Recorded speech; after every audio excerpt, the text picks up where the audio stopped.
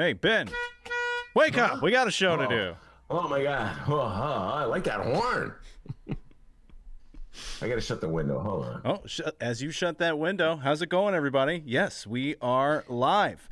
Now, typically, big breaking news here. Jim Irwin is giving us our song of the day today. Sorry, Frank. Jim reached out on email, and he had a special song request, so we're giving song of the day privileges to Jim today.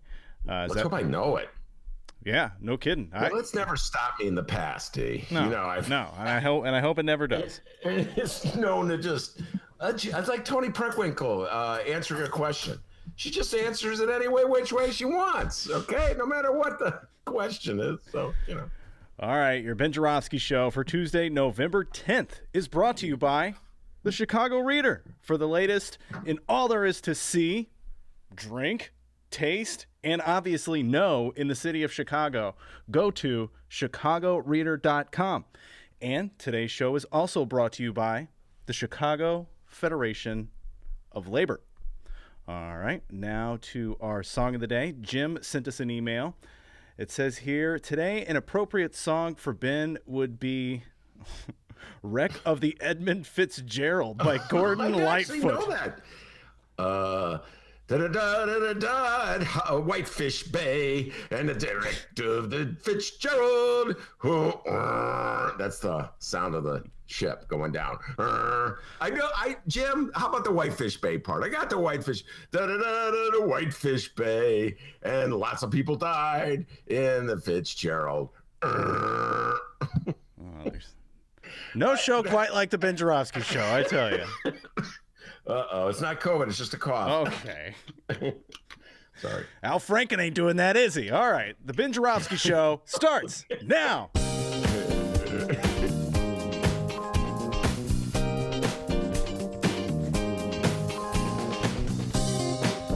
It is Tuesday, November 10th, and live from my apartment and his attic, this is the Ben Joravsky show.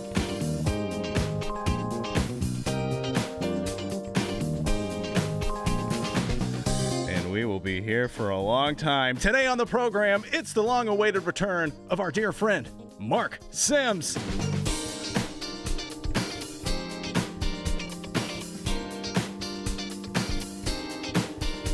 And now your host, Chicago Reader columnist Ben Joravsky. Hello, everybody. Ben Joravsky here. We're calling this Let's Play Nice Tuesday. And here's why. Great weekend. You have a good weekend, D? I mean, it was 2 days ago, so I don't want to touch on it too much. But all right. Well, I saw a movie. Oh. Catcher was a spy. Good flick. Moberg about the Catcher was a spy. Went for a lot of walks. It was a nice day. Hey, I watched a movie over the weekend. That's rare, right? Wow, what movie did you see? There you go. I had to jog your memory a little bit. A little movie called Peanut Butter Falcon. Ever heard of it? Oh, excellent flick. Have I ever heard of it? I talked about it on the show. Told you to watch it because of the wrestling theme. And you, at which point you said,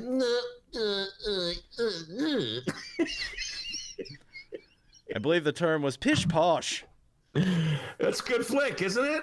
Oh, I loved it. It was great. Yeah, it was really great. I don't know why old boy didn't get nominated for an Oscar. Either one of them. What's his name? Shia? Isn't that Shia LaBeouf or something? Yeah. It's a Shia or Shia? I usually can't stand the guy, but he did great in that movie. He was awesome. And the guy who played his friend was excellent too. I don't know why they didn't get nominated. Anyway, good flick. So there you go. Dennis saw a movie. I saw a movie. Went for a walk. Now, other than that, not much else happened this weekend. Oh, yeah. Who's kidding who? I know what happened this weekend, ladies and gentlemen. Joey B won. That's correct. Joe Biden won. More specifically, Joe Biden whooped Donnie Trump's booty. That is correct. I know that. DB agrees. Even Darren Bailey's conceding right now. I guess he's the lone Republican in the Illinois and in the United States who's conceding. Anyway. I know I should be a better sport. I shouldn't have put it that way, D. Like, how did I put it? Oh, yes, Joe Biden whooped little Donnie's booty. Because you know what? We should be good sports.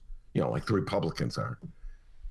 Anyway, in the category of a technicality, Joe Biden didn't technically win on Saturday. What happened was that enough votes were counted in enough states that the news media declared him the victor because there's no way Donald Trump can make up the deficit. It happened about 10:30 on Saturday morning. I got a text from a friend, double-checked it just to make sure. Not that I don't trust every text I get from every friend. And sure enough, even the wimpy New York Times had called Joe Biden the winner, and I called them the wimpy New York Times because they still cannot bring themselves to declare that Arizona went for Joe Biden. Oh, we're not going to do it. We're the New York Times. No paper shaming. You're right. No paper shaming. Wimps. Anyway, any day now, New York Times. Nope, not going to do it. Right then and there, D, I started a one-man conga line in my apartment. Yeah, whoa, whoa, yo, yo. You know, you see the conga lines that burst out everywhere in Chicago, Philly, New York, Detroit, everybody, you know, like 20s of people out in the streets. There was me, one man. Woo, yo, one-man conga line, right there in my living room wearing bedroom slippers and PJs. Oh. Because it was 10:30 on a Saturday morning, D. It's early. Come on and join his convoy.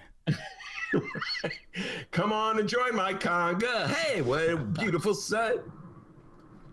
All right, confession time. I immediately wanted to take a picture of the New York Times headline that said Biden beats Trump. Oh, dude, this is a confession time. I really don't want to make this confession. This is just a little secret. I'm just going to keep between the two of us. Okay. But I still haven't figured out how to do a screenshot. I know you were going to teach me. Maybe you did teach me once. I've taught you. I've showed you like 4 or 5 times, actually. And you're not the only millennial. Many millennials have tried to teach me. You know how millennials talk to baby boomers when they're trying to teach them something about a computer? Like nice millennials, they'll talk to you like you're 5. Wow, you're making progress. You push this little button, and then you push that little button. I always forget. I get all excited. I take this. Anyway, I was do 2 buttons at once. Oh, jeez, that's just like, whoa. That blew my mind right there. So what I did, D, don't let anybody know this. I got to take a picture of this so I have it forever. So I ran upstairs to my little computer, which is so old it doesn't have a camera on it. And I know how to do this. I turned on the computer, I went to the New York Times, and I took a snapshot of the computer. Oh boy, that's like the 2020 version of putting a small TV on top of a TV that doesn't work. Actually, yeah, it's a good analogy. It's true. I've done that too.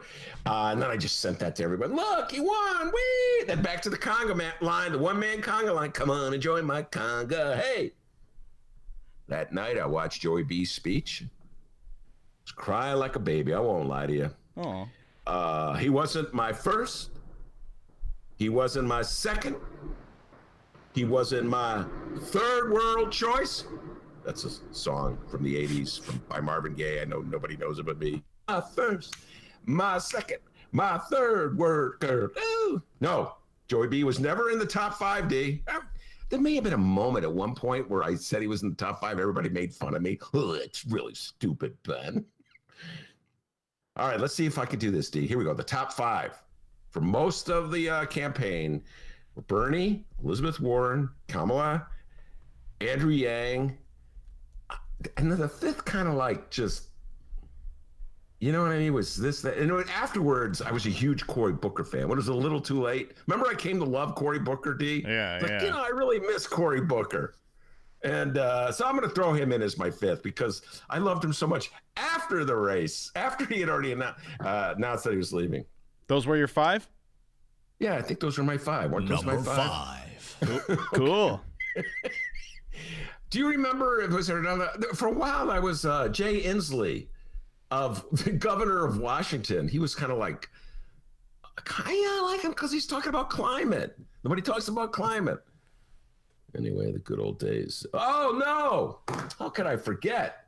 The congressman from Texas, whose name I can't remember now. He was on my top. Beto O'Rourke. No, not that guy. He never made the top 5. I was going to say. I always made fun of him. I'm blanking on his name. Anyway, moving on. Doesn't matter who my top 5 was. It's like to point out that Joey was never on my top 5. I am, of course, of the Bernie persuasion, a leftist, and Joey was a centrist. But I sure love the guy now. And it was a good speech. It was upbeat. He was reaching out to people who didn't agree with him. He didn't call anyone any names, didn't just randomly make stuff up, didn't insult anyone, didn't move people to chant, lock her up, didn't call the news fake, didn't call the media the enemy of the people. You know, he kind of was like a grown-up in his speech. I liked it so much that when it was over, I jumped up and did my one-man conga line again. Come on and join my conga. I can imagine just walking down the sidewalk looking in your window. Who is this weirdo? Put pants on, sir. By then I had pants on. It was good. Like 8 o'clock at night. Okay, good. Yeah. It was only in the morning that I had the pajamas on. Come on, D, it was 10:30. Okay, not all of us get up early and chop wood, all right? So, and smoke a joint. All right, anyway, so then I woke up. Yeah, I know, that was a little below the belt. Anyway, I woke up to see that Trump had not conceded. He's still filing lawsuits, just like Jimmy Coogan and I predicted. And I urge everybody to check out that download of Ace Attorney Jim Coogan going over all the lawsuits. And these are long shot lawsuits, Donald Trump. Mitch McConnell won't congratulate Biden. The Republicans are still placating Trump, still pandering to Trump, still afraid of a Trump tweet. And then there's also that matter of the Georgia senatorial showdown. The future of the Senate is hinging on Georgia. Actually, I haven't looked at this, D, but my favorite Senate race, the one up in Alaska, we haven't talked that much about it. David Ferris talked a little about Al Gross. He's an independent, but he says he'll caucus with the Democrats, and he's running against, I think the guy's name is Sullivan, who's the Republican. And Alaska's like pretty chill when it comes to counting their votes. Like, I got the feeling that it's just like a lot of stoners up there, like, I'm done for the day. You know, we counted it. I know we got about 10,000 more, but let's just go watch the sunset. Yeah, old baked Alaska, am I right? Exactly. So, they're taking their time. Last I looked, they had 58% of the vote counted. No threats of lawsuits. No one freaking out. Hey, that's Alaska, man. What's the big deal, man? What's the rush? Hey, man, I got a vote right here. Hold on. All right. Label it, man.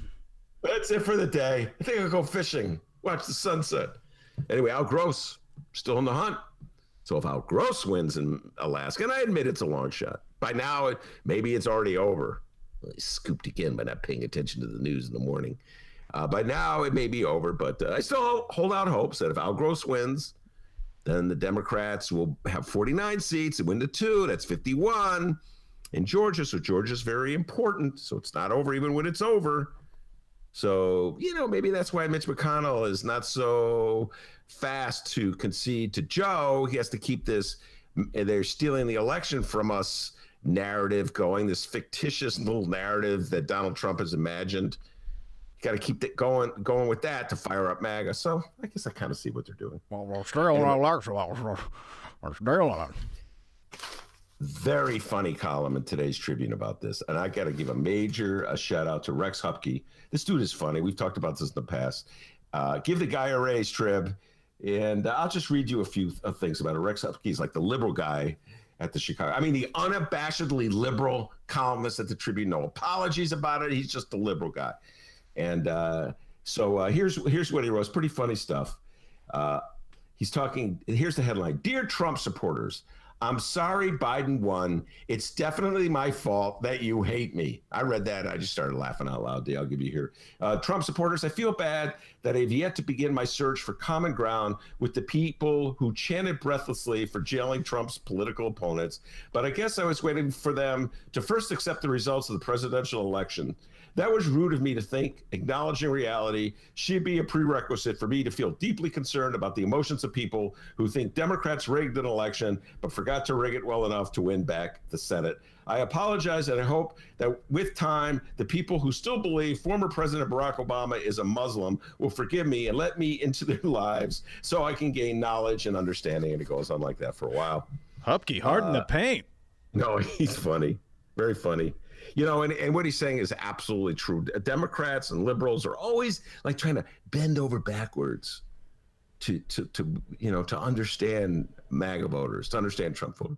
We have to really understand them. The fault is with us. I've read so many columns like this. I have to reach out, and it's funny because none of them ever talk about like the Trump relatives they have. They can't stand them. They're just talking like this mythical Trump supporter that they think they know, like somebody who just really cares so much about the country, but out of sort of desperation voted for Trump. But you can bring them back to the Democratic Party.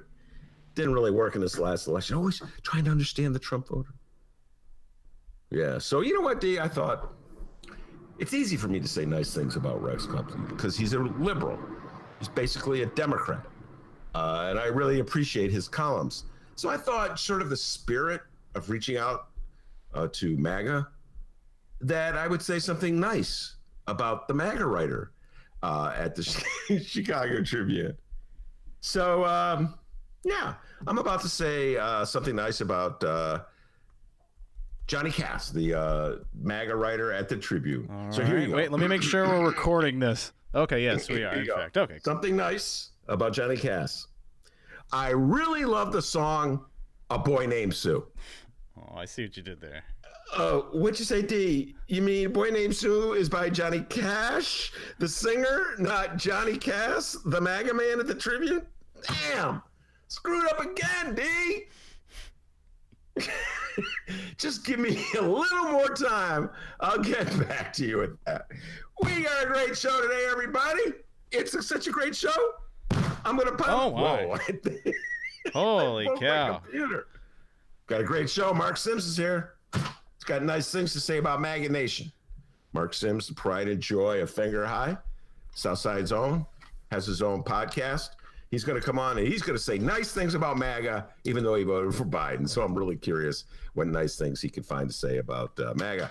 But before we do that, the young man from Alton, the man they call Dr. D, with the news.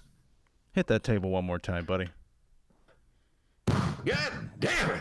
Yeah, okay. I love A Boy Named Sue. You can do it without cursing. How's it going, everybody? One more time. Oh. Come on, enjoy my conga. Hey! Sorry. Karate master over here, just chopping that. I'm Dennis, by the way, guys. How's it going? A lot of Chicago and or Illinois news to talk about this afternoon, including some news of our own. Isn't that right, Ben Joravsky? Yes. And let me just say this. You might have known it was a little different at the outset, the introduction. My beloved reader has parted ways with my beloved Bright One on the production of the Ben Joravsky Show. It was a collaboration between the reader and the Sun-Times at the outset, with money very generously donated by some of the unions who supported me when I was fired from that radio station, whose name I just can't remember. WCBT 820. That's who it was. Oh yeah, that one. That's the station where you're allowed to say bad things about Donald Trump, but don't talk about Tony Preckwinkle. And by the way, don't say anything about a TIF. Okay, got it. Don't talk TIFs. Anyway, the unions came through for me, so that Dennis and I could move over and keep our show going as a podcast. That we built this mini empire that we love. But the unions, in the middle of the pandemic, the money wasn't there to continue to finance us. And so the Sun-Times decided to go its own way. And we are now part of the Reader Network fully and totally. We had a meeting on it yesterday. The Reader's going to set up. I'm going to manifest this. This is what Karen Hawkins tells me. Manifest it. It's not just predicting. Like the column I did the other day for the Reader where I predicted that Biden would win in a tremendous landslide and really didn't happen quite the way I predicted. But as Karen pointed out, that was a manifestation. I was projecting good vibrations to make something happen, D, okay? So I'm manifesting right now that the Reader Empire will grow. It'll be beyond the Ben Joravsky Show podcast. Love for Karen Hawkins, for instance, to do a podcast on the media. Karen, hear that? How about Mike Sula doing a podcast on food? Mike, get to work, huh? How about Leor Galil doing a podcast about music? Carrie Reed doing a podcast about theater? What? Get to work, you guys. Stop goofing around. Lunchtime's over. Yeah, so a lot's going to be going down here in the next month or so. We're going to be transitioning over to the Chicago Reader. After the end of the month, we will be gone from the Sun-Times. The YouTube channel, the live streamers, we got a process here how we're going to do this in keeping you guys on with us here on the live stream. We're going to be switching over to the Chicago Reader YouTube channel. And throughout this month, we're going to be doing our part 2s on the Chicago Reader YouTube channel. So we'll tell all of you to go find us at the Chicago Reader. And hopefully by the end of the month, you're transitioned over into joining us live on the Chicago Reader YouTube channel rather than the Chicago Sun-Times. The Ben Joravsky Show's still around. We're going to try a lot of different stuff, though, in the next month as well. Maybe shorter segments, taking all of the content that we bring to you every week and just finding ways to condense it and cut it into shorter little segments and downloadable things. We'll still have interviews. We'll still be doing the local news, but we're going to try and feature other Chicago Reader features as well. I know, Ben, a while back we did a Beyond the Column segment. That's something we can bring back where you take a deeper dive into your weekly column. Other ideas, we would love to hear from you guys. BennyJShow@gmail.com, BENNY, the letter J show @gmail.com. Send us some suggestions of, we're going to do like, episodic things, like the movie City So Real. Maybe like a 5-part series on City So Real and things like that. We're going to be taking some different avenues, doing some different approaches, but we're still going to be here, all right? And for everybody who downloads, good news, you don't have to resubscribe or anything like that. All of the shows, the archive, and everything will switch over to the Chicago Reader, so you kind of really have no big change coming when it comes to your Ben Joravsky Show content. There will be a change, though, in what you may be hearing. Like I said, shorter segments, still doing the news. We're just going to be exploring in the next few months and seeing where we stand. Isn't that right? Yeah, and we're definitely the City So Real. We did with in April, I think it was. I did a 5-part series on The Last Dance, the Michael Jordan documentary that ESPN did. I have 5 different guests come on for individual drops. We're doing that for City So Real. I've already booked Steve James, who's the director of City So Real. He's coming on next week. Neil Salas Griffin, who ran for mayor in 2019. City So Real is a documentary, brilliant documentary, folks, about the mayoral race of 2018, 2019. Then there's an epilogue. I've talked about that epilogue already. There's an epilogue that takes a look at what went down this summer. So it's a 5-part series. It's on Hulu, at the National Geographic's channel. And so, yeah, we're going to have Steve James, who's the director. We'll start with him. Neil Salas Griffin will be in. I'll be reaching out, getting other guests. We'll do a 5-part series on that. So it's the Ben Joravsky Show that you've always loved. If you're listening, I assume you loved it, just without my beloved bright one. And, well, I guess that's it, D. We're never going to be able to go back to that little studio we call home. Well, we got to go one more time at least to grab the City Club certificate. We can't. We got to get that. We got to get our Harold Washington little statue. And a few other things. I'm sure you left a sandwich there or something. I don't know. I think you left a bong in the corner. Oh, I did leave that bong in the corner, so we'll get that. Hey, although, you know what? Someone at the sometimes, look, I'm not judgmental. If you want to use Dennis's bong, go ahead. Knock yourself out. It's good with me. Okay, if anyone from the Sun-Times is listening, there's no bong in there. Don't worry. That's just a little joke we're doing there. A little jokey joke. Don't worry. But no, all right, anyway. Like I said, though, we're going to be switching over. We hope all of you will join us in this adventure. We're going to still be bringing you Ben Joravsky shows, just taking some different approaches here, and everything will be downloadable at the Chicago Reader website and wherever else you download your favorite podcast moving forward. All right, very good. Now, on to the other news. What do you got for me, D? Oh, wait, you're kidding. What? No, I'm just kidding. On to the local news. And we begin with these damned Illinois elections that still will not end. My God, make it stop. Actually, we appreciate the content. It's time for more 2020 Illinois general election results. Your 2020 Illinois general election results. Thought that intro would be gone by now, but whatever. First up, it's 1 week later, and the 14th congressional district race between incumbent Lauren Underwood and her Republican challenger, the ice cream man, Jim Oberweis, has yet to be decided. Now, according to the most up-to-date report I can find, Underwood led Oberweis by 1,089 votes as of Monday afternoon. earning 192,472 votes to Oberweis's 191,383 votes, with 99% of the vote counted. This is according to NBC News. Yeah. We've talked a lot about this one when, this is classic. This is classic voter behavior. Most of MAGA voted on election day, so their votes got counted first. Democrats, as we've been talking about forever, have been relying more on the mail-in vote. So as that mail-in vote is counted, the lead that Oberweis had on election day has dwindled. And so it's like, I don't know, Dee, I'm trying to manifest that victory for Lauren Underwood. Everyone knows I'm a big fan of Lauren Underwood, and I'm not a big fan in any way of Jim Oberweis. I think his the campaign he ran was disgusting, abominable.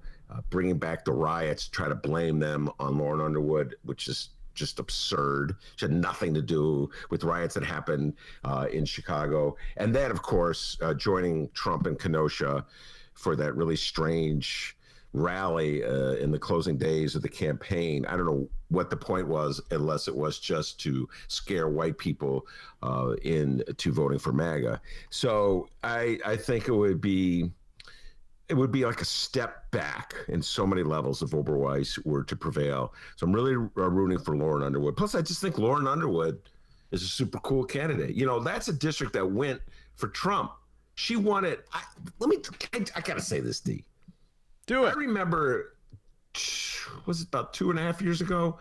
I was talking to a source of mine who will remain anonymous because these sources don't want to be identified. Hey, anonymous source, how's it going? I'm going to be like a Tribune reporter or a Sun-Times reporter. Well, sources close to the Democratic Party told me. They said, like, projecting. They were all like the smart people. And the Democratic Party were projecting like who had a chance to win, because they were really trying to remember they were trying to win the House, take back the House. And they're like, which seats were flippable? And they said to me, I remember a very knowledgeable person saying, no, don't invest your campaign money in Lauren Underwood. She can't win, or that she's not a likely winner, something like that. And then as people saw what a compelling campaigner she was, and how broad her appeal was, and an easygoing way in which she could communicate with people, people said, Dems are going, hey, maybe she can win. And yes, she was victorious. MAGA staged a rally in this election, Dee, as you know. That's why Jimmy Oberweis went up to Kenosha, wanted to fire up MAGA. And so that's why it's so close. My hope is, I think it was Frank just sent me an article, which I had seen already, but thanks for sending it, Frank, from the Daily Herald. They think the outstanding votes are mostly in Democratic strongholds.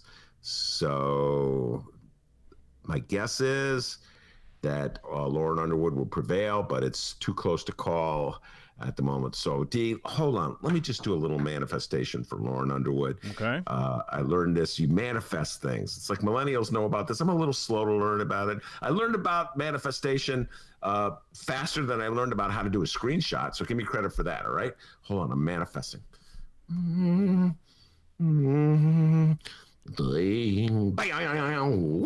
Whoa. There we go. Yeah. Heck yeah. That manifestation brought to you by Joravsky. I started doing like Trump. You know, there's parts of me that kind of like what Trump's windmill is still one of my favorite bits from the last 4 years. Because I got a feeling that, this is going to be embarrassing, that, Trump and I are kind of like, I bet as a little kid, he was in his room making weird noises, just like I was. Dennis was. Yeah. Mark Sims. Folks, we all got started in our rooms making weird noises into tape recorders.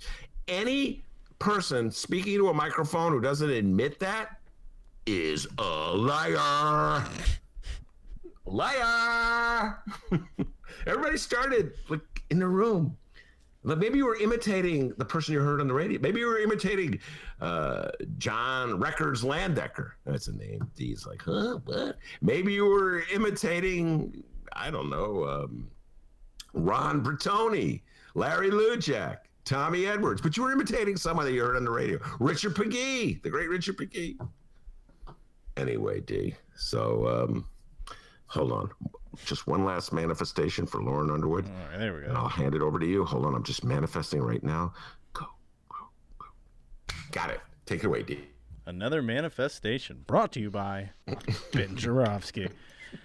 Illinois election officials said Monday that more than 344,000 mail ballots have been returned but not yet counted statewide, while the number of mail ballots not returned stood at more than 318,000. Still talking about this Oberweis and Underwood race, by the way. Thousands of those ballots that have not yet been counted are from voters in the counties within the 14th District: Lake, McHenry, Kane, Kendall, DeKalb, Will, and DuPage counties. Still, Oberweis declared victory on Wednesday, less than 24 hours after polls were closed, when he had a lead of roughly 1,300 votes. Underwood's campaign pushed back on that assertion, disputing his early claim of victory, saying, quote, "Jim Oberweis doesn't get to call the election. The voters do." Yeah, good. That was a good line. I remember reading that. That's a good line. Who came up with that? Whoever came up with that, give that person a raise and take it out of petty cash. All right, there are other races out there that are still too close to call, even 1 week later. And here's one we've yet to talk about. The Senate race between incumbent and dear friend of the Ben Joravsky Show, Rob Martwick, and his Republican challenger, Anthony Beckman. Now, Beckman has conceded in the race, but the votes are still being counted. Martwick's lead over Beckman has grown as the election officials continue to count mail-in and provisional ballots. About 3,000 votes now separate them, but I spoke with Martwick campaign spokesman and Illinois political know-it-all Dan Pogoshelski this morning. And according to Danny P., who can marry you, by the way. Yes, he can, and he will. He says that Martwick is now up by 5,000 votes. And holy crap, this election has been a nail-biter. On election night, the race was separated by about 80 votes. Yes, I talked to young Rob Martwick on Saturday, D. I called him up just to chat with him, book him for the show. You know me, always booking. I'm a booking machine. And he had said that Beckman had very graciously reached out and conceded the race. See, that's how you do it, Trump. That's how you do it. When you lose, you make a concession. And it hurts. It stings. I know this. Do you know how many times I've been on the losing side of an election? Try every mayoral election from 1987 to, oh my God, 2019 was the last.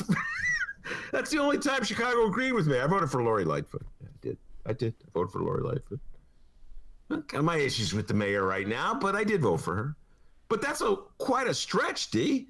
Help me out with the math here. You're good at math. Oh, you went to great at it. Yeah, throw some numbers at me.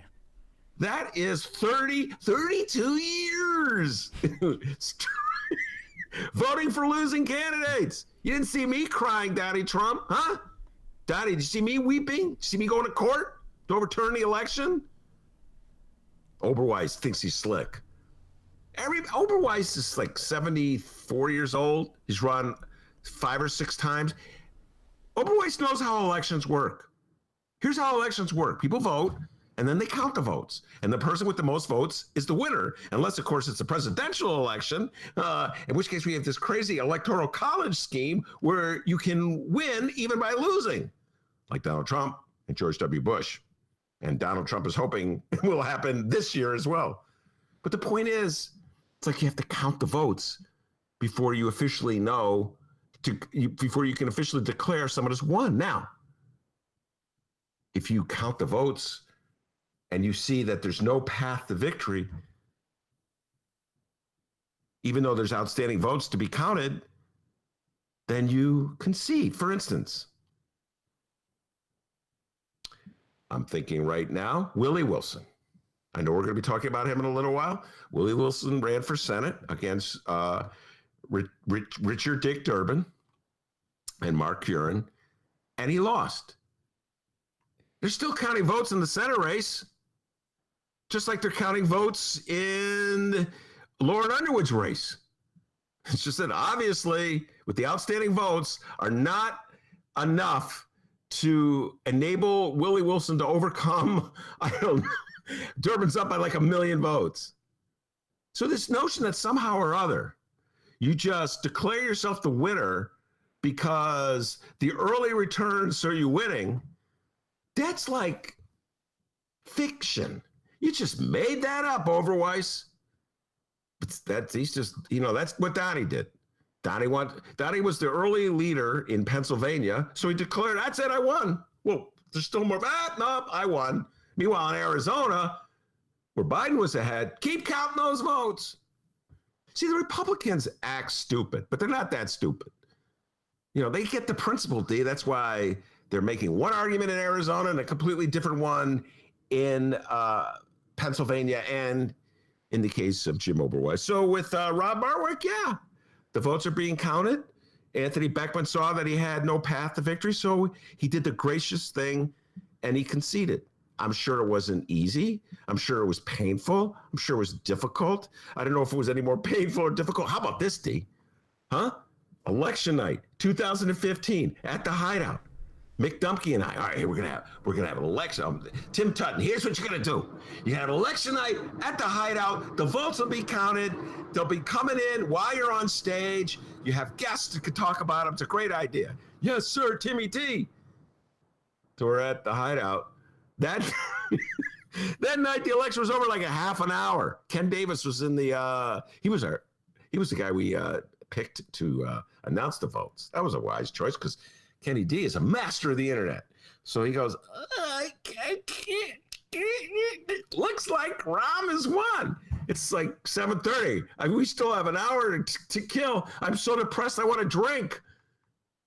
But I had to go on with the show. I had Maya Pawar was there. Pat Dow. They love Rahm. They were wearing Rahm t-shirts. I mean, I'm stuck on stage. So I know what it's like, Beckman. I know what it's like to when your guy loses. So you did the right thing. My hat's off to Beckman for conceding. And Martwick says when all is said and done, he'll get like 53, 54% of the vote, which is kind of what you would have expected from an area on the northwest side of Chicago that has quite a sizable chunk of MAGA voters in it, D. And Martwick, of course, is a liberal Democrat and doesn't shy away from that. So congratulations to Senator, not Representative D. Don't make that mistake. Senator Rob Martwick. Yes, congratulations. We look forward to your Google Meet interview soon, Mr. Martwick.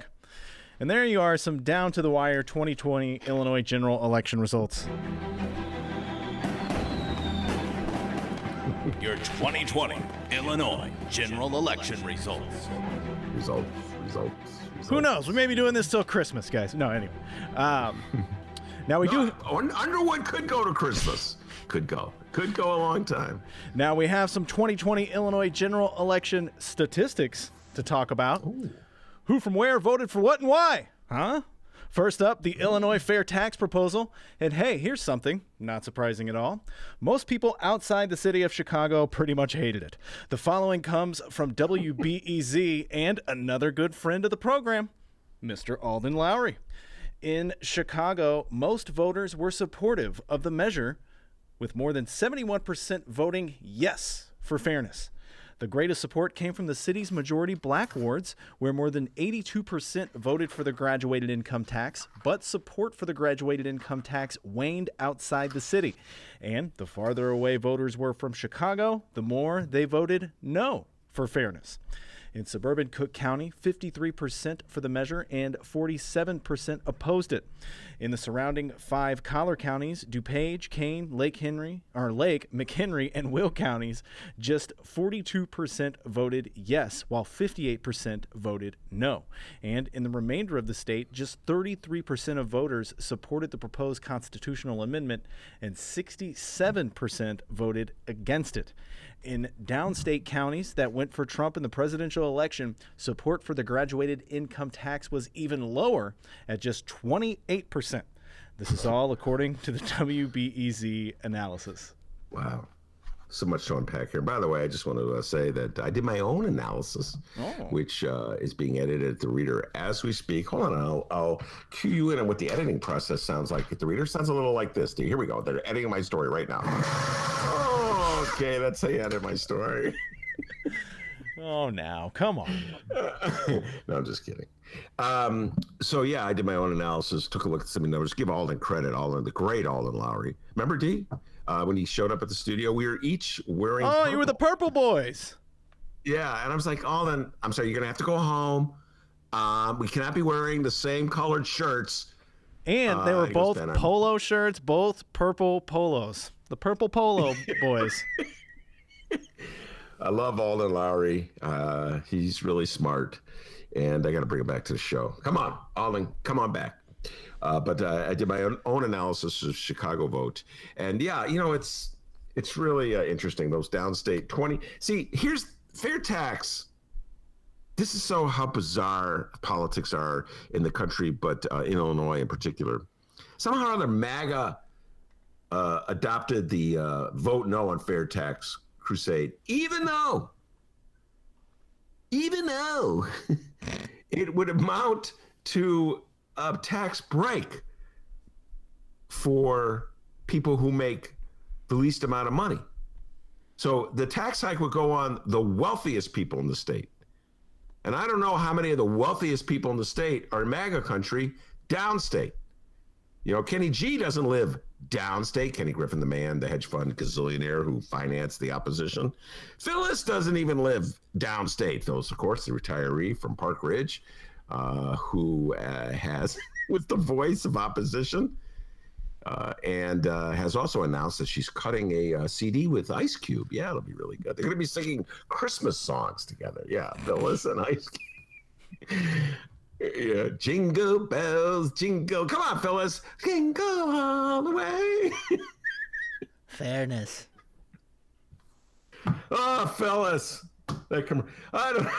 Phyllis and Ice Cube. That was a huge combination for MAGA this year. Anyway, so it's called Voting Against Your Own Interest. And I put this out there in a column.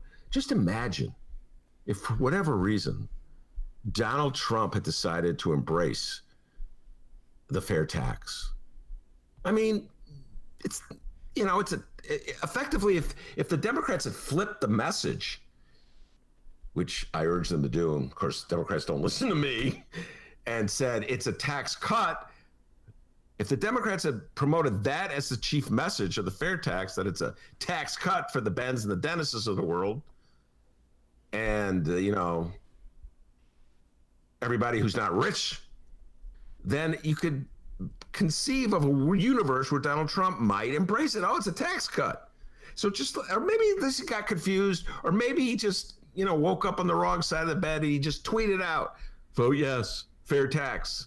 All of a sudden, out of nowhere, became a supporter of Blagojevich. Rod Blagojevich, was the poster child for everything wrong with the Democratic Party in Illinois. Republicans in Illinois hated him. Donald Trump tweeted out, I like Blagojevich. Then he commuted a sentence. Now Republicans love Blago. He's a hero. As we say in the show many times, there's DB and there's RB, Darren Bailey and Rod Blagojevich. 1-2 in the Republican Party in the state of Illinois right now. Can't think of anybody more popular. Certainly not Marc Curran, the guy who was running for Senate, for U.S. Senate. So what if Trump had done that? Then MAGA guys downstate will, what? Donald told me to vote for it. If Donnie says vote for it, I'll vote for it. Could you imagine that, D? All of a sudden, MAGA would be voting for the fair tax. It would actually work to their advantage. All that 28% no, the 28% for the yes, it would be, do the math, 72%. Nice. Yes, come on. I went to Evanston High School. Come on, D. I went to Evanston High School, all right? Okay, I only graduated thanks to social promotion, but I still went there. So, yeah, no, I really, that MAGA vote downstate just had me shaking my head. It's just like fair tax would work to the advantage of many people who live downstate, but in their minds, opposition was a MAGA thing, so they voted no. That's where we're at. And I think the Democrats did a pretty terrible job of messaging. That's how they always say it. The messaging, then, could be better. By the way, Misha Patel will be coming on the show later today. We'll probably be discussing that. That'll be one of those night drops, 7 o'clock. We'll be dropping that, right, D?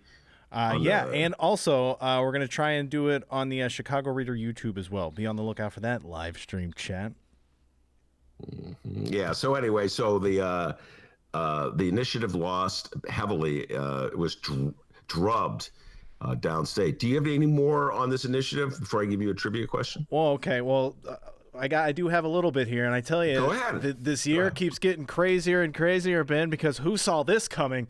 We're about to give a shout out to Democratic Illinois State Rep Will Guzzardi. My God. Guzzardi What's next? Flying cars? Guzzardi took to Twitter recently with an awesome retweeted color-coded election map highlighting which areas in the city voted against the fair tax. And once again, something not surprising at all. It was downtown, River North, and Lincoln Park, some of the wealthiest areas in Chicago. Ben, you had the chance to look at that, right? Well, no, I didn't look at his. I did my own analysis. Oh, okay, all right. Okay. I don't need Guzzardi to tell me about Chicago. He makes his own news, all right? The Joravsky Times. Will Guzzardi, yes, state representative from Logan Square, I want to say, right? Logan Square. Yeah, I spent the weekend. This is really geeky going over to the numbers. And by the way, they're still being updated, as I was just saying. So like if you go on Saturday, it's one set of numbers. Sunday, it's number. Here's a radical reality. Just try to wrap your head around this one, Oberweis and Trump. They're counting votes.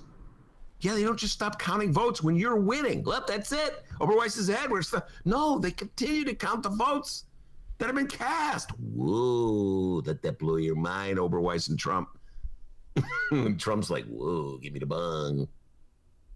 Yeah, so, but the basic themes are there. Actually, I'll give Guzzardi credit for noting, pretty good, Guzzardi, that the downtown wards, the wealthy wards, voted to a large degree against, well, no, it's actually not even true. I'm looking at, no, they did vote, over a majority of them voted, but they did not have the largest no vote in the city, were not from the downtown wards. And where, USD, was the largest no vote in the city of Chicago for the fair tax? I was just about to ask that. Hold on. That's the drum roll. Yep. Great drum roll. I know. Okay, you want me to hear me do Wipeout?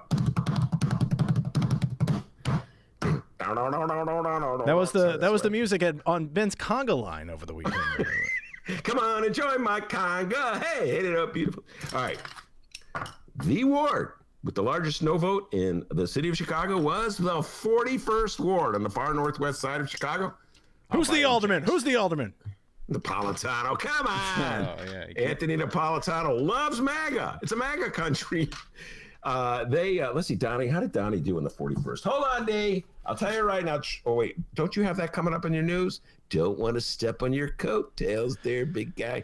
Other statistics show that the 41st ward was split on the presidential election. It was one of the most narrowly divided in the city, where 50.87% of the vote went to former Vice President Joe Biden compared to 47.5% for President Donald Trump. Yes. Thank you. I knew that. At one point, early votes, Tribune got a little excited about this. You know, the Tribune still got that Republican roots. And the early vote, Tribune was feeling like very Oberweis and Trump. For a moment, they didn't realize that you got to still count the votes. The early vote showed that Trump was winning in the 41st ward. So the Tribune understood, there's one Trump ward in Chicago. But the vote that's coming into over to the mail has put Biden over the top. No, the 41st ward, 61% of the people voted no. And this one really, on the fair tax, just drives me nuts. Because there's so many city workers who live in the 41st ward. There's so many police officers and firefighters and teachers. And there's so many retired firefighters, police officers, and teachers. And your pensions are funded by state government. And your pensions aren't taxed by state government. So if you raise the income taxes on the wealthiest people in the state, you're going to have a source of money to fund your pensions. So it just would be like self-interest for you to vote yes. But no, because you're following MAGA, I just do what MAGA tells me. You voted no. You metaphorically voted to cut your own throat. D, I addressed this in the Reader I have vowed not to shame voters. No voter shaming. No voter shaming. No paper shaming. No. Did I paper shame already? Yes, the New York Times. Oh, heck of a job on Arizona, New York Times. Not going to call it. We're not going to call it. And you had that Johnny Cash thing earlier. I love Boy Named Sue. Oh, You don't like Boy Named Sue? Great song. It is a great song, Shel Silverstein. Let's just have a moment. Just a moment to pay homage to the great Shel Silverstein. As Dennis can tell you, he graduated from Roosevelt High School, which is not far from where Dennis lives. It's not far from where Dennis is producing this show right now. The great Shel Silverstein, Pride and Joy, Albany Park. Anyway, 41st Ward. What am I going to do? What am I going to do? So, yes. And tough news to swallow for senatorial candidate and, yes, also friend of the Ben Joravsky Show, Willie Wilson. Willie Wilson lost all 18 black wards in the U.S. Senate race. Election data shows that Wilson finished second to Dickie D. Dick Durbin in all 18 black wards, but ahead of Republican candidate Marc Curran Jr. overall. Durbin received 70% of the vote in 16 black wards and won over 80% of the vote in the 4th and 5th wards. There were 16 black wards where Wilson received less than 20% of the vote. And statewide, Wilson received 4% of the vote, below the 5% needed to give his Willie Wilson party official standing in Illinois. Yes, let's deal with this. First of all, we are good friends with Willie Wilson. So Willie, I know it must hurt. So, some good thoughts to you. Willie Wilson, good friend of the show. He didn't shy away from coming on the show, D, just because we didn't see eye to eye ideologically. No, sir. Right? Came on the show, and he would still come on the show if I reached out to him. So, that's good. But I just want to address something here. This notion, and this is part of the Republican strategy. I talked, by the way, in the article I wrote a lot about the black vote, but this is one aspect of it that I didn't reflect on in that article. This is a notion that Republicans have come up with, and I could just see their minds working on this. Hey, boss, here's what we're going to do. Talking to Donnie. Hey, boss, this is what we do. We'll get a black guy on the ballot. Follow me on this, boss. Follow me where I'm going with this. Black people will realize it's a black guy, and they'll vote for him because he's a black guy. And Donnie's like, whoa, that's genius. Get Kanye West to run. That's it. Republicans were like getting signatures. Kanye West was out of his freaking mind, who should not be running for president because should be dealing with being out of his mind. Who, by the way, I should say this, Kanye, if you want to contribute money to the Ben Joravsky Show, we'll take your money. He's a billionaire, D. Anyway, you know what? That's the kind of unpredictable, wacky thing Kanye West will do. I'll give it to that D guy and his show and the weird hippie guy. Anyway, they thought, hey, boss, we put Kanye West on the ballot, and black guys will see Kanye West. Oh, that's Kanye West, the rapper, the clothes designer, the celebrity. Oh, I'll vote for him because, I'm not paying attention. I'm clueless. That's how Republicans are thinking it. So they were going around like gathering signatures to put Kanye on the ballot, fighting attempts by the Republicans to kick him off the ballot. This is part of their strategy. Boy, did that flop. And to a certain degree, I heard Republicans talk about Willie Wilson. Here's what's going to happen. Willie Wilson's going to siphon off black votes from Dick Durbin, and Marc Curran's going to win. Oh, my God.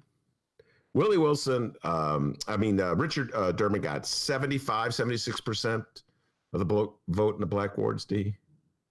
It's not like black people are stupid. It's, they're not going to vote for Willie Wilson just because he's black. Just like they're not going to vote for Kanye West just because he's black. So it didn't really work. But I will say, did Willie Wilson outpolled Curran in Chicago, didn't he? Did I see that? He beat the Republican in Chicago. Yep. So hats off to Willie Wilson. Marc Curran is one of the worst Senate candidates I'd ever seen. We didn't even really talk about him. He was the one who denigrated John Lewis because John Lewis was a supporter of Planned Parenthood. So right after John Lewis, the great congressman, civil rights leader, died, Curran gave these comments about how he was responsible for the death of so many black babies. Some really weird, trippy stuff. Like, this is a guy who never lifted his finger on the cause of civil rights in his life, is denigrating the great John Lewis. So congratulations, Durbin and Willie. I know you'll be okay. So, yes, that strategy failed, Dee. All right. At this moment, there is a giant bus waiting outside for our elected Democratic leaders of Illinois. A bus waiting to roll over our Democratic Illinois House Speaker, Michael Joseph Madigan. And after our interview with Marc Sims, we're going to find out who else has jumped on board over the weekend. And we will have quotes from our Democratic Madigan defenders. That's right. Madigan's been reaching out, trying to get some support. And we have quotes from those who are supporting Mike Madigan in all this. That's going to be coming up after our interview with the one and the only Mr. Marc Sims. But let's end it out with the governor. The enemy is you. Okay, see, you're still a little grumpy about the fair tax, Mr. Pritzker. My goodness. Oh, come on, man. I'll tell you what, it's not D, you've never lost. You don't know what it's like to lose. Oh, yeah, I've never lost. I've never been a loser. Never. By the way, for dinner tonight, SpaghettiOs. Whoa, I'm coming over. Pumped. What was the thing I said to you the other day? If I give you money, are you going to go blow it all on chicken? No, it's a funny line. A little inside joke. Nobody will get it. Anyway, D, go ahead. Today, Governor J.B. Pritzker is at the Thompson Center for his daily COVID-19 update. And hey, guys, stop me if you've heard this before. Governor J.B. Pritzker announced Monday that he's imposing new restrictions on southern Illinois counties in an attempt to slow the spread of COVID-19. Pritzker said Region 5, which encompasses southern Illinois, along with Regions 7 and 8, encompassing Chicago's south and western suburbs, will enter into Tier 2 mitigations on Wednesday.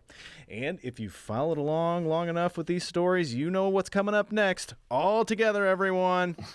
Republican resistance. That is correct. DB. Representative Dave Severin, Republican representative out of Marion, Illinois, said he continues to have concerns about Pritzker's mitigation strategy. Severin said he understands the virus is real and a serious health threat. He and his wife both recently recovered from COVID-19. But Severin said he's been particularly concerned that one sector of the economy, bars and restaurants, have been asked to shoulder the brunt of the sacrifice, while Illinois Department of Public Health data shows there are numerous other potential sources of spread. Yes, all right. This thing. You know, it's funny. This story never. I mean, we're in the middle of a pandemic, but in a weird way, it's like I know some Dems like as soon as Biden won, they were like, "Well, now the pandemic's over." They're so happy that Biden.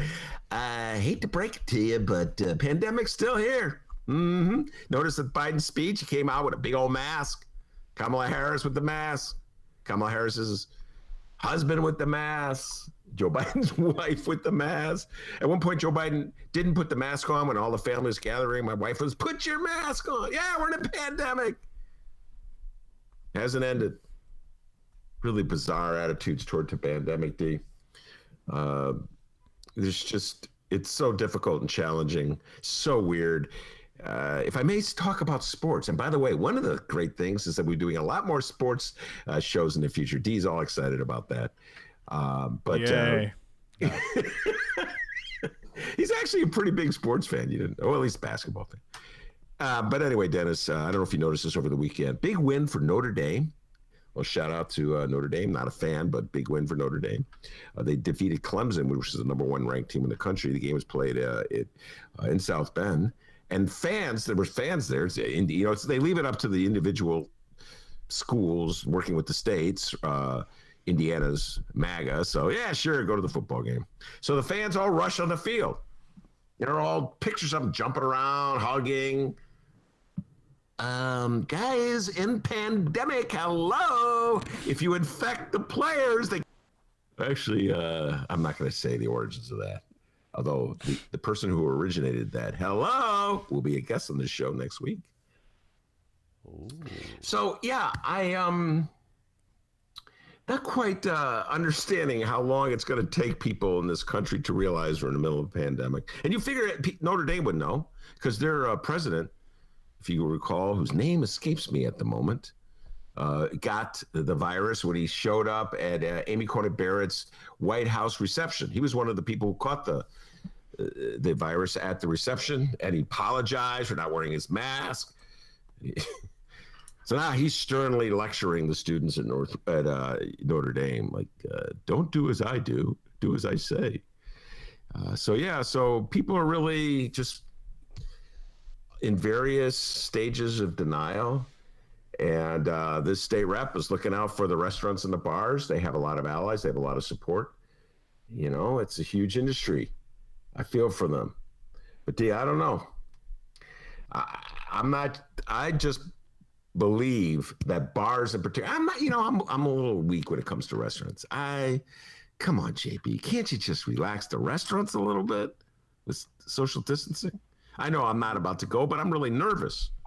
I just believe that bars, Mark Sims, turn your radio down. Mark Sims has joined us. It's like the old days in radio.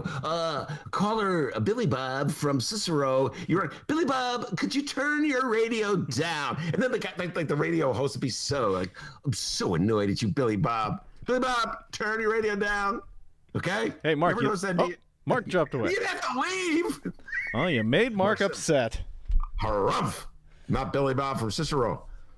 Mark Sims. All right. Anyway, Mark's going to be calling us back. And sorry. Anything you wanted to say there before we? No, just saying. I'm sure we will be discussing this for many days to come, D. Many days to come. All right, everybody. We're going to take a quick break here. Make sure to follow us on social media at Benny J Show, BENNY, the letter J Show, on Facebook, Twitter, and Instagram. You can always send us an email, bennyjshow@gmail.com. And you can call us, 708-658-4788. That number again, 708-658-4788. Call the Ben Joravsky Show, leave us a voicemail, and if you watch your language, and if it's a great voicemail, there's a good chance we'll play it. Once again, we want to remind everybody throughout the month of November, we are transitioning over to the Chicago Reader YouTube channel, and the Chicago Reader is picking up the Ben Joravsky Show. So be on the lookout for different things we're going to be doing, shorter segments, just a bunch of different ideas, and we will be doing our part twos, a lot of our part twos, not all of them, a good majority of them, on the Chicago Reader YouTube channel as well. So be on the lookout for that as well. Find the Chicago Reader on YouTube, subscribe, like, all that good stuff, and hopefully this transition will be as smooth as possible. All right, we're taking a break, and when we come back, our good friend Mark Sims returns. It's the Ben Joravsky Show. We are live from my attic and... Well, I'm sorry, his attic and my apartment. I'll get it right.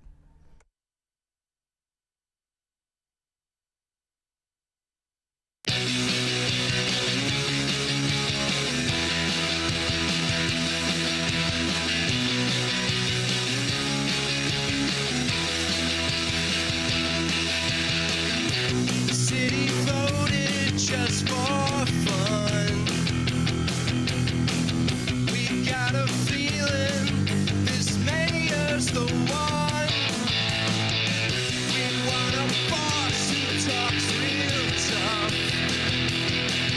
When we ask too many questions, we want to be told to shut up. Taxes, crime, and financing. We can pay for anything, like shopping malls with movie screens and everything but what you need. Kids who wanna eat for free, get a fucking PhD, and don't you dare complain to me if you want an opportunity. Someday we are the ones who fall in line. That is correct. We've been the masochists 1,000 times. We are the ones who fall in line. The enemy is you.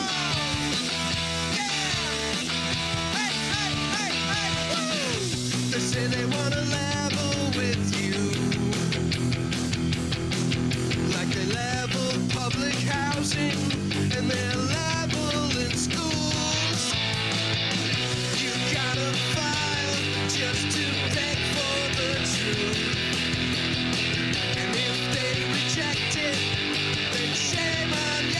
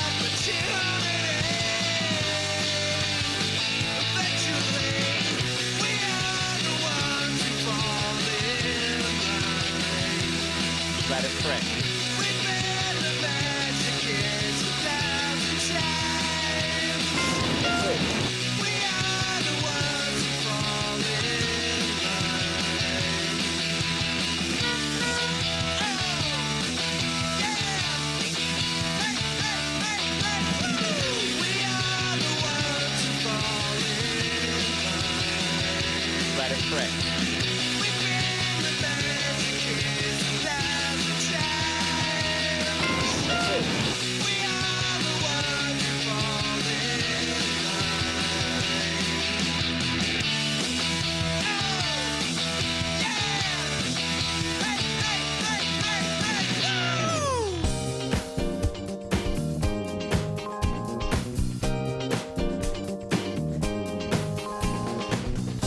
Hour number 2 of your Ben Joravsky Show is brought to you by the Chicago Reader and the Chicago Federation of Labor. Benny J, take it away. Marc Sims, the pride and joy of Finger High, the pride and joy of the South Side of Chicago, the host of his own show. Just a few questions with Marc Sims. Marc, are you there, young man? Can you hear me? Dennis, Yeah, I can hear you. It's funny because I'm sharing a little inside information, destroying the fourth wall, as they say. The image of you on the Google Meet is frozen. So it's just this frozen image. You haven't moved at all. You're like Mike Pence in the debate when the fly landed on his head. You haven't moved at all. I'm like, is he there? Is he there? We're live. We'll see. But I'm not what for what? What's that? I'm not moving. How about now? Oh, now you're moving. There There's he Marc is. Sims. There he is. But All I can't see you, Ben. Well, that's because by the way, I got an email from a listener who I've been noting that my computer so old it doesn't have a camera. She so very graciously said that if I brought my computer to her office, her IT guy would install a camera. How about that? It's a very nice listener. I may just go out and buy a new computer or take her up on that, whatever. All right. Marc Sims is known to be of the contrarian persuasion.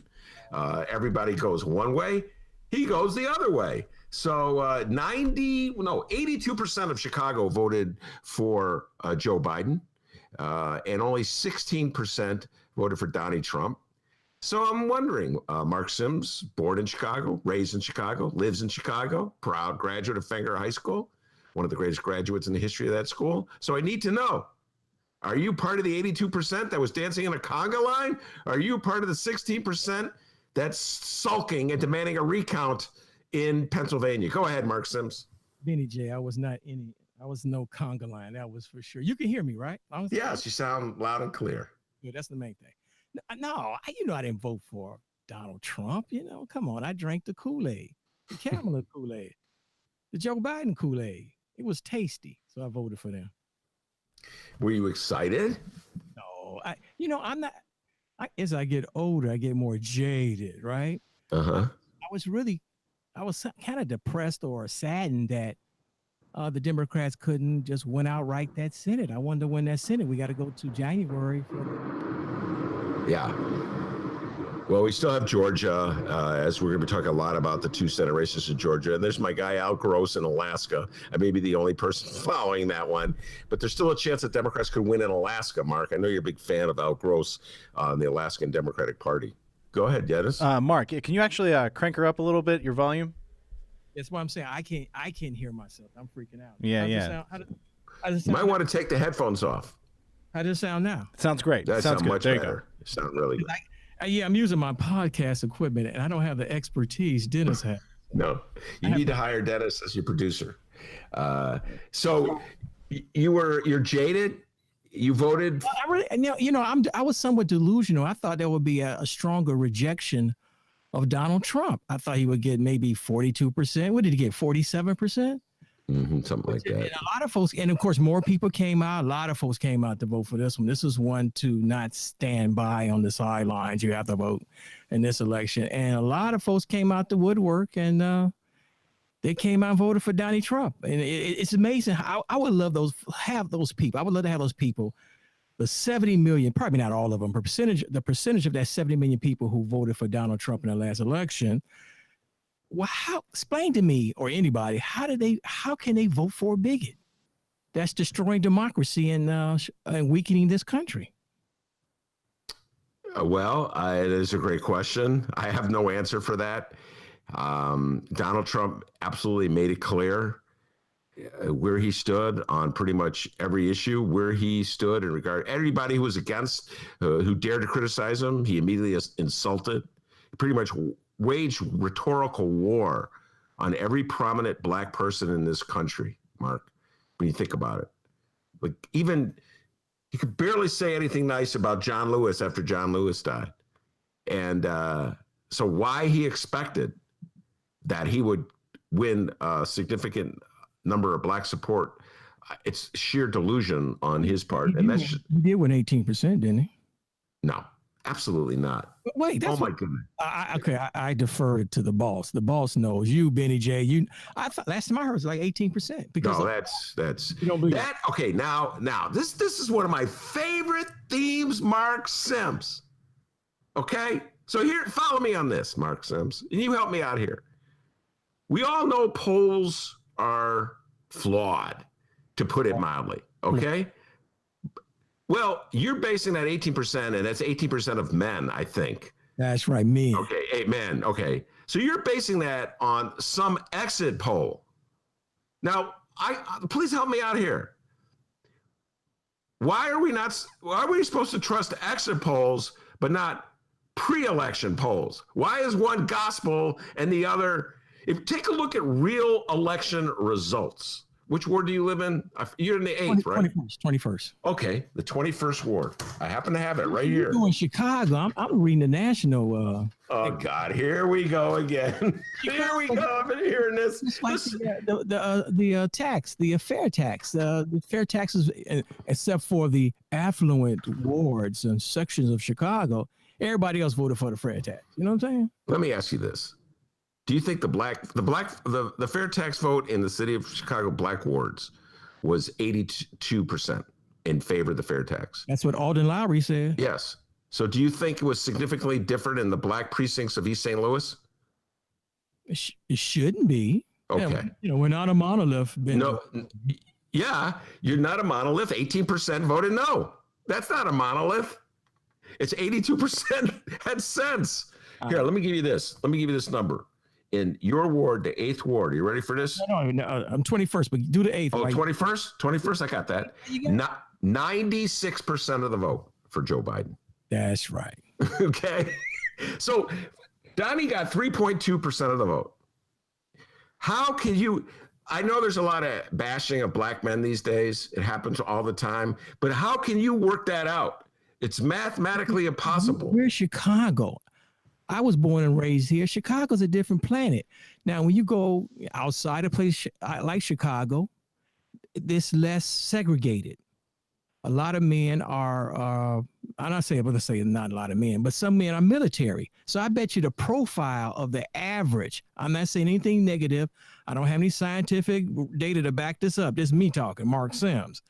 A lot of black men who vote for the Republican Party are probably have a history and their family of being Republicans.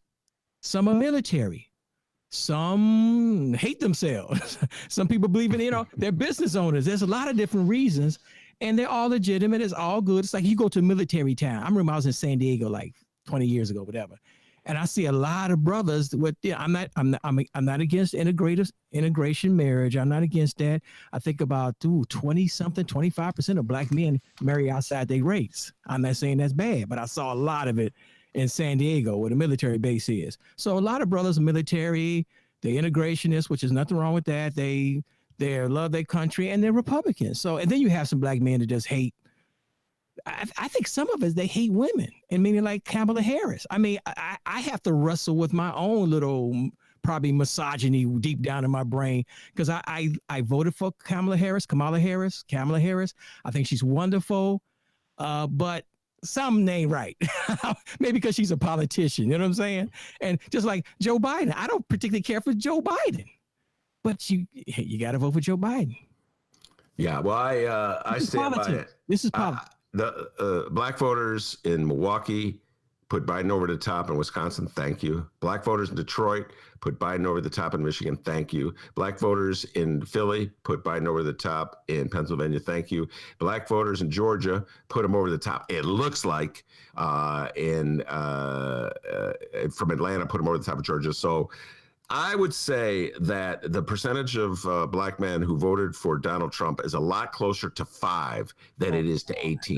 No, I think it's a lot closer to 18. I mean, when you bring Monroe on, he'll tell you. You know what I'm saying? Oh, I'll bring him on and we'll have the conversation. I just don't know how you could conceivably get. I know black men. I just know people because you're not gonna get 100%. Okay, so No, absolutely. you're not gonna get I agree. 100%. I never said they were going to get 100%. I know you. So, but okay, right. So you're not going to get it. So you're going to get some. Just like me. I was born and raised on the South Side. Richard Daley was mayor when I was a kid. That kind of stuff. So that's ingrained in me. If I was in, I don't know, Mount Vernon, way down south in Mount Vernon or something, I probably would think differently. If I was a military person and I married outside my race and I was integrated, I wasn't all this segregated Chicago, I would probably think totally different. If I was a business owner like Ice Cube or 50 Cent, you know what I'm saying, Lil Wayne, and I wanted some tax cuts, I probably would have voted for Donald Trump. You know what I'm saying? I have no doubt, I'll say it again, that it's closer to 5% or 18. We'll let it go there and move on to other topics because I have a feeling that Mark Sims and I will be discussing. You know what I'm going to have to do, Mark Sims? I'm going to see, the problem is it's like the profile that you just set up is almost impossible to figure out a voting result from. You get what I'm saying? Like you're thinking of, you had this one individual in mind, a black man who was in the military. Yeah, stereotypical. Yeah, a black man in the military married a white woman. That's what you have in your mind right there. And I'm like, I don't know where I could look. I say that because Cameron, I'm not against interracial marriage, people, but I'm just saying, like Cameron, who is he, the AG down in Georgia? To Kentucky. Kentucky. Louisville, whatever, Kentucky. Yeah. I think he's married to a white wife. I would have bet the ranch that the gentleman, the African-American black gentleman that ran for U.S. Senate in Michigan, I don't know him. I don't even know the guy's name, but I bet the ranch. James. I bet the ranch he's married to a white woman. People are looking it up right now. I'm not saying. I think he is, by the way. I'm not saying that's bad. There's probably a lot of people who saw Kamala Harris's husband for the first time. And they like, what? You know what I'm saying? Especially if you're older. I'm 50 plus. I mean, especially 50 plus, because younger generations, they tend not to have the racial hangups as somebody my age or older. You know what I'm saying? All right, let me ask you this.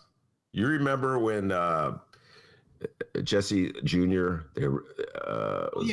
He told every. I'm sorry, cutting you off. He was saying, "Yeah, you got some dirt on me. Come on, y'all got some dirt on me. Yeah." And the Sun-Times put it on. They put it on Sun-Times, just laid it out on him. Yeah. It was a blonde woman. That's right. And it was. I think that was it.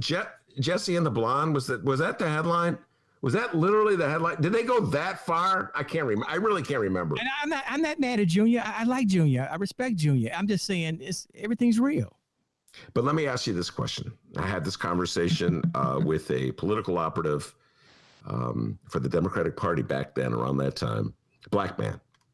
And he told me that the kiss of death for a black politician is to have a white wife. And I didn't buy that. Your thoughts? Yeah. I'm sorry, the kiss of death in the black community. Speaking of black, that's what this gentleman told me. Right. This was the conventional wisdom back in 2008 or so, around then. Your thoughts? He's right, because it's going to change. It's going to change in our lifetime. It's going to start changing over time, right? Kamala Harris is helping that change, because when we get used to integration marriages, all that kind, we get used to mixed marriages, all that kind of stuff.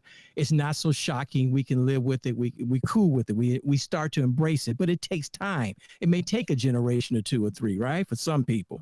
Mm-hmm. But if Barack Obama had a white wife, he would have never become president. Wow. I think you're right about that, actually. All right. I think you're absolutely right about that, Mark Sims. I must concede that point to you. Unless his wife was Lisa Lampanelli. Do you know who Lisa Lampanelli is? Lisa. There's a lady who worked for the Reader with that name. No, Lisa Lampanelli is a comedian. Oh, there's some lady who works for the Reader with a funny name like that. Where's glasses? Long story. Okay. Yeah, that's a whole other. I don't know who that is. Anyway, all right. Moving on to Lisa Lampanelli. We'll not. I think I'm the only one who knows who she is. I got these questions that popped in my mind, Mark. You know, I'm big. I love walking. We talk about it all the time. I always go for these walks. I think about things. So there's two questions popped in my mind. I didn't even mention this to you. Get your thoughts on them. First question is this. I'm going to ask everybody this question. In your humble opinion, having lived through this election, do you think any other Democrat could have beat Trump except for Joey Biden. Only Joe Biden. The Bernie bros and the Bernie gals drinking the Bernie's Kool-Aid. And Bernie Sanders would not have won. No, because Bernie didn't have a relationship to get those black votes out. What did James Clyburn say down in South Carolina? What was that line? We know Joe Biden. Mm-hmm. But more to the point is Joe Biden knows us. You know what I'm saying? Mm-hmm. I don't care if it's Pete Buttigieg or J.B. Pritzker may run for president in the next few years, or who knows. You got to show the black folks some love. I'm serious, especially black women, of course. You got to build those relationships. It's like, we got a podcast, both of us, right? Mm-hmm. And a lot of it's, the guests we have is almost every guest I have. I had 3 of them this weekend, and they're all young. Because the relationship is that, hey, you know Benny J, and I know Benny J. Let's do a podcast. So you have to build those relationships, and that's what it's all about. It's all about relationships. Come on. Yeah, I've been wrestling with this one. I'm going to ask all my guests this one. I don't have a definitive answer. Sometimes I just view it as though there was just a uniform anti-Trump vote. And that whoever ran as a Democrat, if it was if the ticket was Marc and Ben, how about that? No. I'm your vice president and you're the presidential candidate. Down on the mat. They was doing it wasn't even a standing A count. They were about to count him out. And I heard Joe Biden say, hey, don't worry about everybody. When I get down there to South Carolina with my black people. I said, Joe Biden crazy, but Joe Biden's been in politics 47 years. He understands how this works. And then Tom Perez and the Democratic Party say, okay, this is our time to get rid of Bernie. Let's go. Flip the cards over, like the old game show where you literally flip the cards over. So you old enough to remember, like, what's my line? Yes. Tell the truth, where they actually flip the cards over. Yeah, they flipped the cards. I barely remember that when I was a wee small child. And so they flipped the cards over, and that was it. They had to get rid of Bernie, and Biden was the man to do it. Yeah, they wanted to get rid of Bernie. You're right. They wanted to get rid of Bernie. I know that because I'm a Bernie supporter, and they just want me to shut up and vote for him, whoever they put up as a mainstream. All right, well, here's the second question for you. This is a question I was thinking as I was walking. Would Donald Trump have lost if there had been no pandemic? Mark Sims. No pandemic. There'll be a second Trump administration. He lost mainly because of the pandemic. It's not bigotry. It's not racism. It's not dog whistles. It's one word. Not even recession. He would have won even with the recession. The number thing is it was a pandemic. Remember, even if I could be wrong. Even if George Floyd was killed in Minneapolis the way he was on the live video, I don't know if you ever had the demonstrations. You wouldn't have had the looting. You would have had a demonstration, but you would not have the looting. The looting and all the murders in Chicago, the murders are up across the country, especially in black neighborhoods. Milwaukee, all over, because it's all pandemic. Pandemic has been bad, really bad. It's been bad. I'm not ready to sign on to that either. And I'll tell you why. Let me just put this to you. I can make the argument, Mark, that the pandemic benefited Donald Trump. I can make the argument that Donald Trump's unique, and that's the most euphemistic word I can have for it, his unique approach to dealing with this life-threatening pandemic helped him with MAGA. When he at the end had those rallies, one after another, and man, I'm almost at the point I was telling Dennis, I got to give the guy props. I've never seen anything like that. He went all out. He like 4 or 5 a day. He knows his people, but the pandemic and then the demonstrations brought out a lot of people who did not normally vote. A lot of people who did not vote 4 years ago for Hillary Clinton because of the pandemic / demonstrations, Black Lives Matter, whatever. They came out. What did Joe Biden get? He's 4 or 5 million votes more than Donald Trump right now. It's heading toward 5 million. I don't know where it is. I haven't looked in 24 hours. 5 million. When Hillary was 3 ahead of him, now and Joe could be almost 5. Yeah. If not 5. A lot of people came out that didn't come out. All those people in Philly and Detroit. I don't know, but haven't heard much about Milwaukee. But a lot of folks who did not come out came out this time because of the pandemic, meaning the protest. The protest got a lot of people energized. It got Donald's base. It's like, what's that guy? Oberweis over there. What district? Oh my Or in God, Underwood. Oberweis in the Man, 14th. anytime you linking Laura Underwood, who seems like a very nice lady, with the riots in Chicago, the hordes of black people tearing up Chicago, that's disgusting. I was hoping that politics would have been totally rejected. It might be Lauren Underwood may win that race because that type of politics. I was just hoping this Ronald Reagan, 40 years of this Republican Ronald Reagan Southern strategy going to Philadelphia, Mississippi. I was hoping it was coming to an end, but and it may have. No, it hasn't. That's what leaves me. I hear you, Mark. It was a great riff. I'm with you 100%. To link Lauren Underwood from the suburbs with rioting that took place in Chicago is just abomination. Jim Oberweis there should be some like penalty you have to do. You know what I mean? Like sit in the penalty box like it's hockey or something. Sit down. Let me cut in. I was watching the PBS NewsHour, and this was a month or so ago. I don't know when it was. The PBS NewsHour, and they were interviewing people in upstate Minnesota, upstate Minnesota. These people was one woman especially. She was 3 hours north of Minneapolis, 3 hours north, the freaking hinterlands or whatever. Yeah. And she's afraid of the rioting in Minneapolis. Yeah. She's 3 hours north. That's insane. But the Republicans are really good on tapping into those fears. A lot of non-college European Americans, I like to say European Americans more than white, but you know what I'm saying. Yeah. And they non-college graduates, and they're afraid of the black people and the Latinos and the crazy liberals down in Minneapolis and Chicago. They're gonna come to our house and scare us and tear out. It's insane. Jeez. I'm gonna put well, before I put the twist on it, yes, Oberweis was an abomination by linking her to the rioting. And yes, when he went to Kenosha with Trump, that was truly outrageous. But let's not forget here in Chicago, Pat O'Brien, the campaign he ran against Kim Foxx, where his commercial was "Save Chicago, Defeat Kim Foxx." And he too, like, how is it?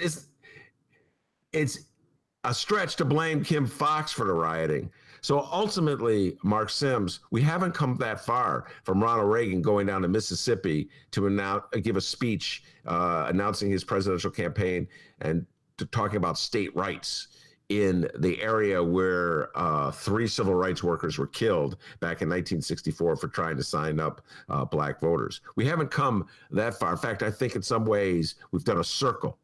Do you follow me? We've gone through the Obama years, and now we've landed, and we're sort of right back where we are, where we were a long time ago. I had a great disdain for Pat O'Brien. What was your thoughts about the Kim Foxx Pat O'Brien race? I did not know Mr. O'Brien was a Democrat.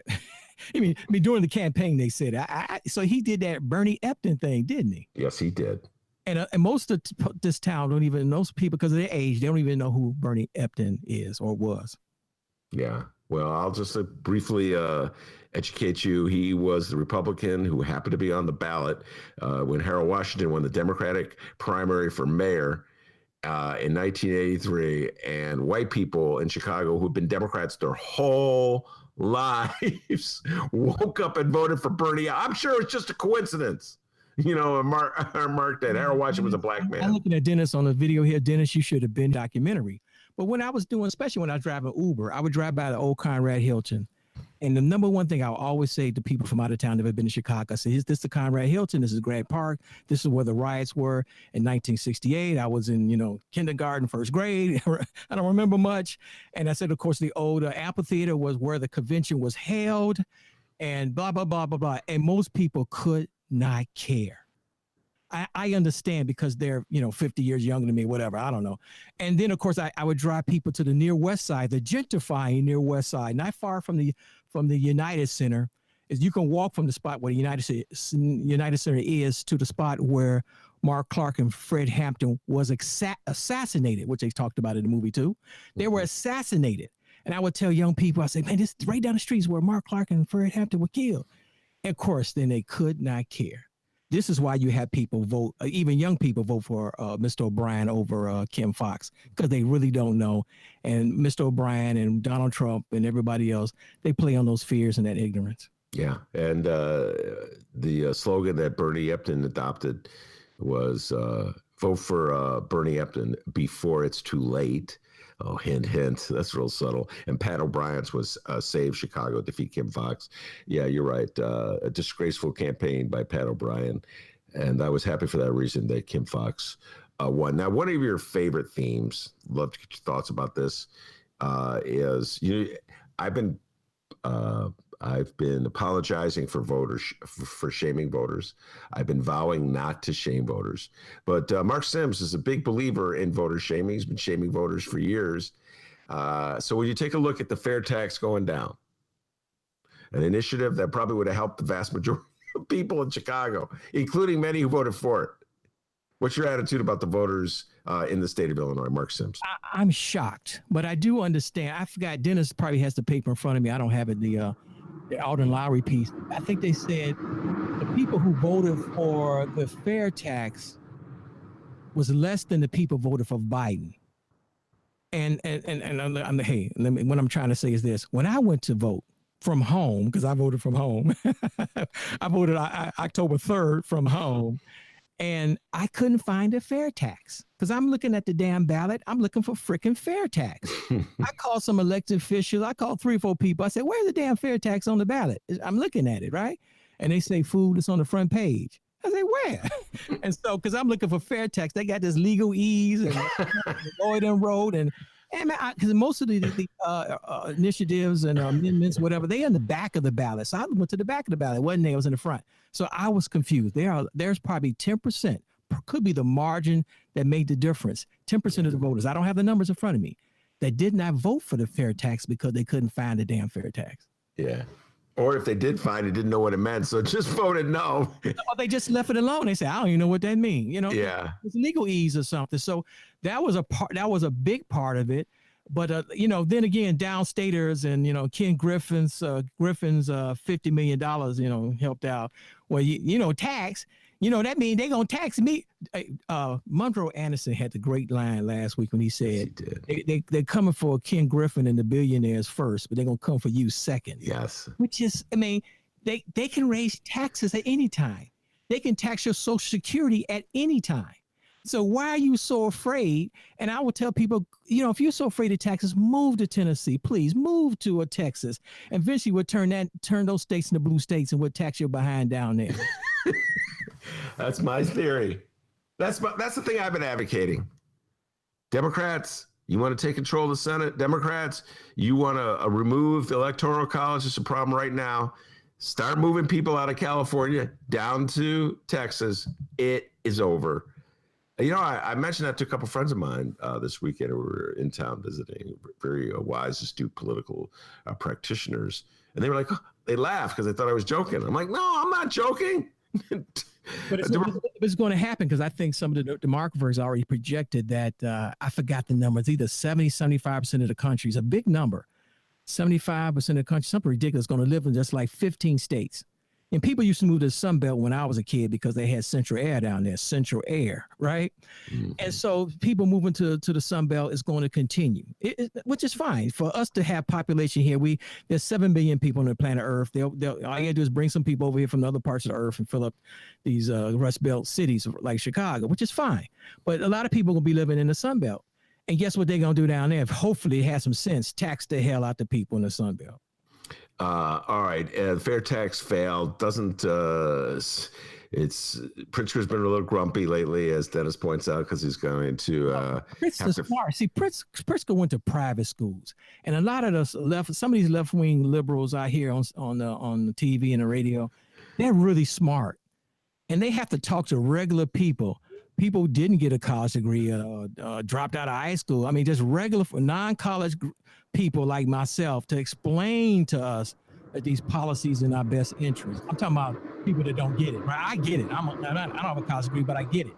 But so Pritzker he's an educated man. He went to private schools, boarding schools, and they got to start speaking to regular folks and say, this may seem like it's not in your best interest, but it really is, because if you don't pass the fair tax, we're going to raise your taxes anyway. And we got to do austerity. It's going to cause more pain and suffering if we don't do it this way. Well, by the way, whatever message she was conveying worked in Chicago and worked in particular in Black community. 82%. No, remember, we're descendants. We remember back in the day, we used to vote. Younger people didn't, but we used to vote 10, right? We always vote Democrat. I always vote Democrat, usually straight Democrat. I wish they would bring back vote 10. We just hit the button and you vote for all Democrats and you're out the booth. Yeah, by the way, that was the Republicans got rid of that after 1982. They got rid of punch 10. The Democrats almost upset Jim Thompson in the 1982 campaign with just a straight punch 10. I think I punched 10 in 82. Mark Sims. And as the Republicans, we got to get rid of that. In those days, Republicans had a significant control of the State House. Speaking of significant control of the State House, Mark Sims, your thoughts on Michael Joseph Madigan, Speaker of the House. Should the Democrats get rid of him as party chairman and Speaker of the House? Go. He's so powerful. He's going to leave on his own time frame. I mean, he's super powerful. You know, he's going to leave when he wants to leave. Whether he leaves, whether he bows out gracefully, or he's indicted with something. You know, nothing lasts forever. He's going to be gone. And then we'll see what happens. I don't even think about it. Michael Madigan being in charge. I think he was in charge when I was in high school. Not quite. Almost. Damn near. He's been there. Well, how long you been there? Since the late 80s? He's been in charge since the late 80s, right? I want to say the early 80s. See? So I said close. I know when you graduated. He's been there so long, it's like, you know, when he leaves, I'll still think he's there. Let me ask you this. Do you ever hear anybody talk about Michael Joseph Madigan? One way or... No. People got bigger. They like, you know, it's like, I mean, you know, you always criticize people who were born and raised in Chicago. Yes, I do. Maybe because we just like, this is the way it is, and it's always going to be that way. Remember, I'm a descendant of the slaves, and the slaves, I think the descendants of the slaves have been free as a group now, you know, less than the slaves previously were slaves. I don't have the number. Slavery is what, 240 some years, and we only been free for like 150 something years. So of course, I was born and raised lived under two daily regimes, right? So we're just used to things being as they are. When I was a limo driver, I like telling the story. I drove Jeb Bush twice when he was running for president. And I told Jeb Bush, I'm going to vote for Hillary Clinton. He said, why? I said, I don't know. I don't like Hillary Clinton, but I'm a Democrat. I mean, I vote for the Democratic Party. I don't think about it. I just do. Wow. A little more. You put a little more thought. I've known Mark Sims to wrestle with the possibility of voting Republican. No, I voted for Jim Edgar once. For governor? For governor, yeah. You've never voted for a Republican candidate for president, ever? No, I started with Jimmy Carter and just went down the line. For a moment, I thought you were, did you feel... You know, Ben. Never felt a little urge for Donald Trump? Never felt a little MAGA?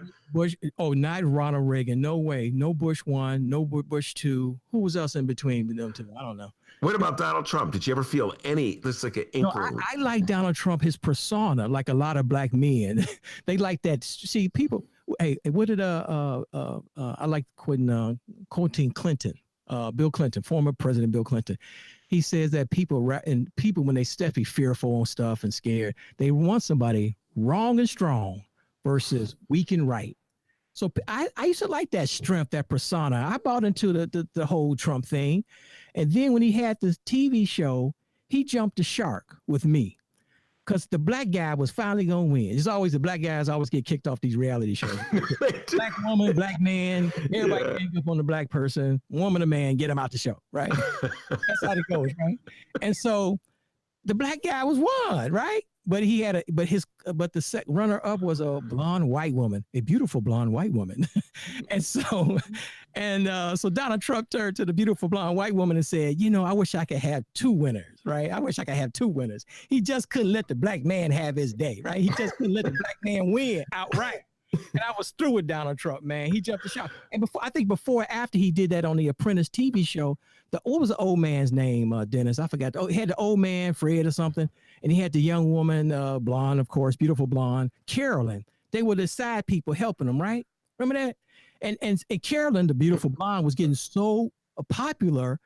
I think Trump got rid of her and got rid of the old man. Then brought to do the show. And so, I was like, oh man, Donald Trump is not fair, man. You know what I'm saying? You know, so I was through with Donald Trump back then with the Apprentice. Well, it's ironic that you mentioned that, because it's pretty obvious to me that it's because of the Apprentice that Donald Trump became president of the United States.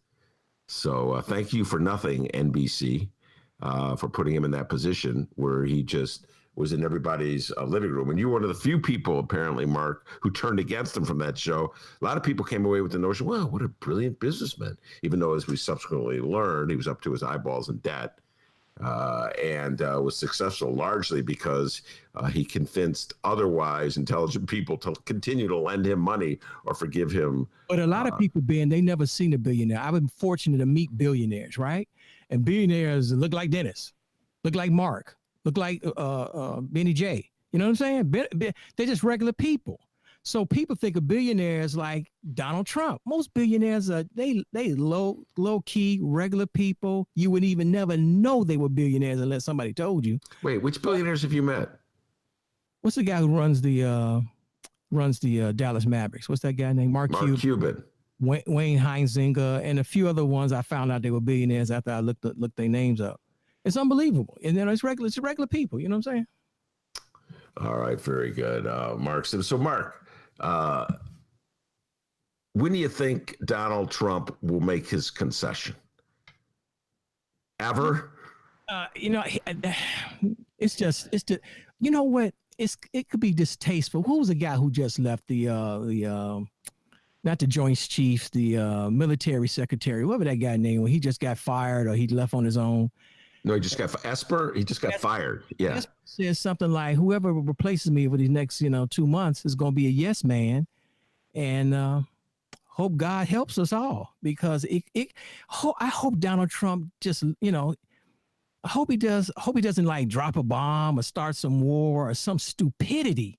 You know what I'm saying? He may he may pardon himself, a lot of his friends. He may pardon a lot of people, which is cool. If you got some family in jail, I will go to the president and say, "Hey man, get my peeps out of jail."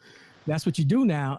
Hopefully hopefully it'd be nice if he's a humanitarian for the next 2 months and not a complete nut for the next 2 months. Because hopefully he doesn't get scared. Hopefully he doesn't do anything stupid, or the military would come in and say, "Hey man, we that's not gonna drop them bombs. Why don't you choose?" Right?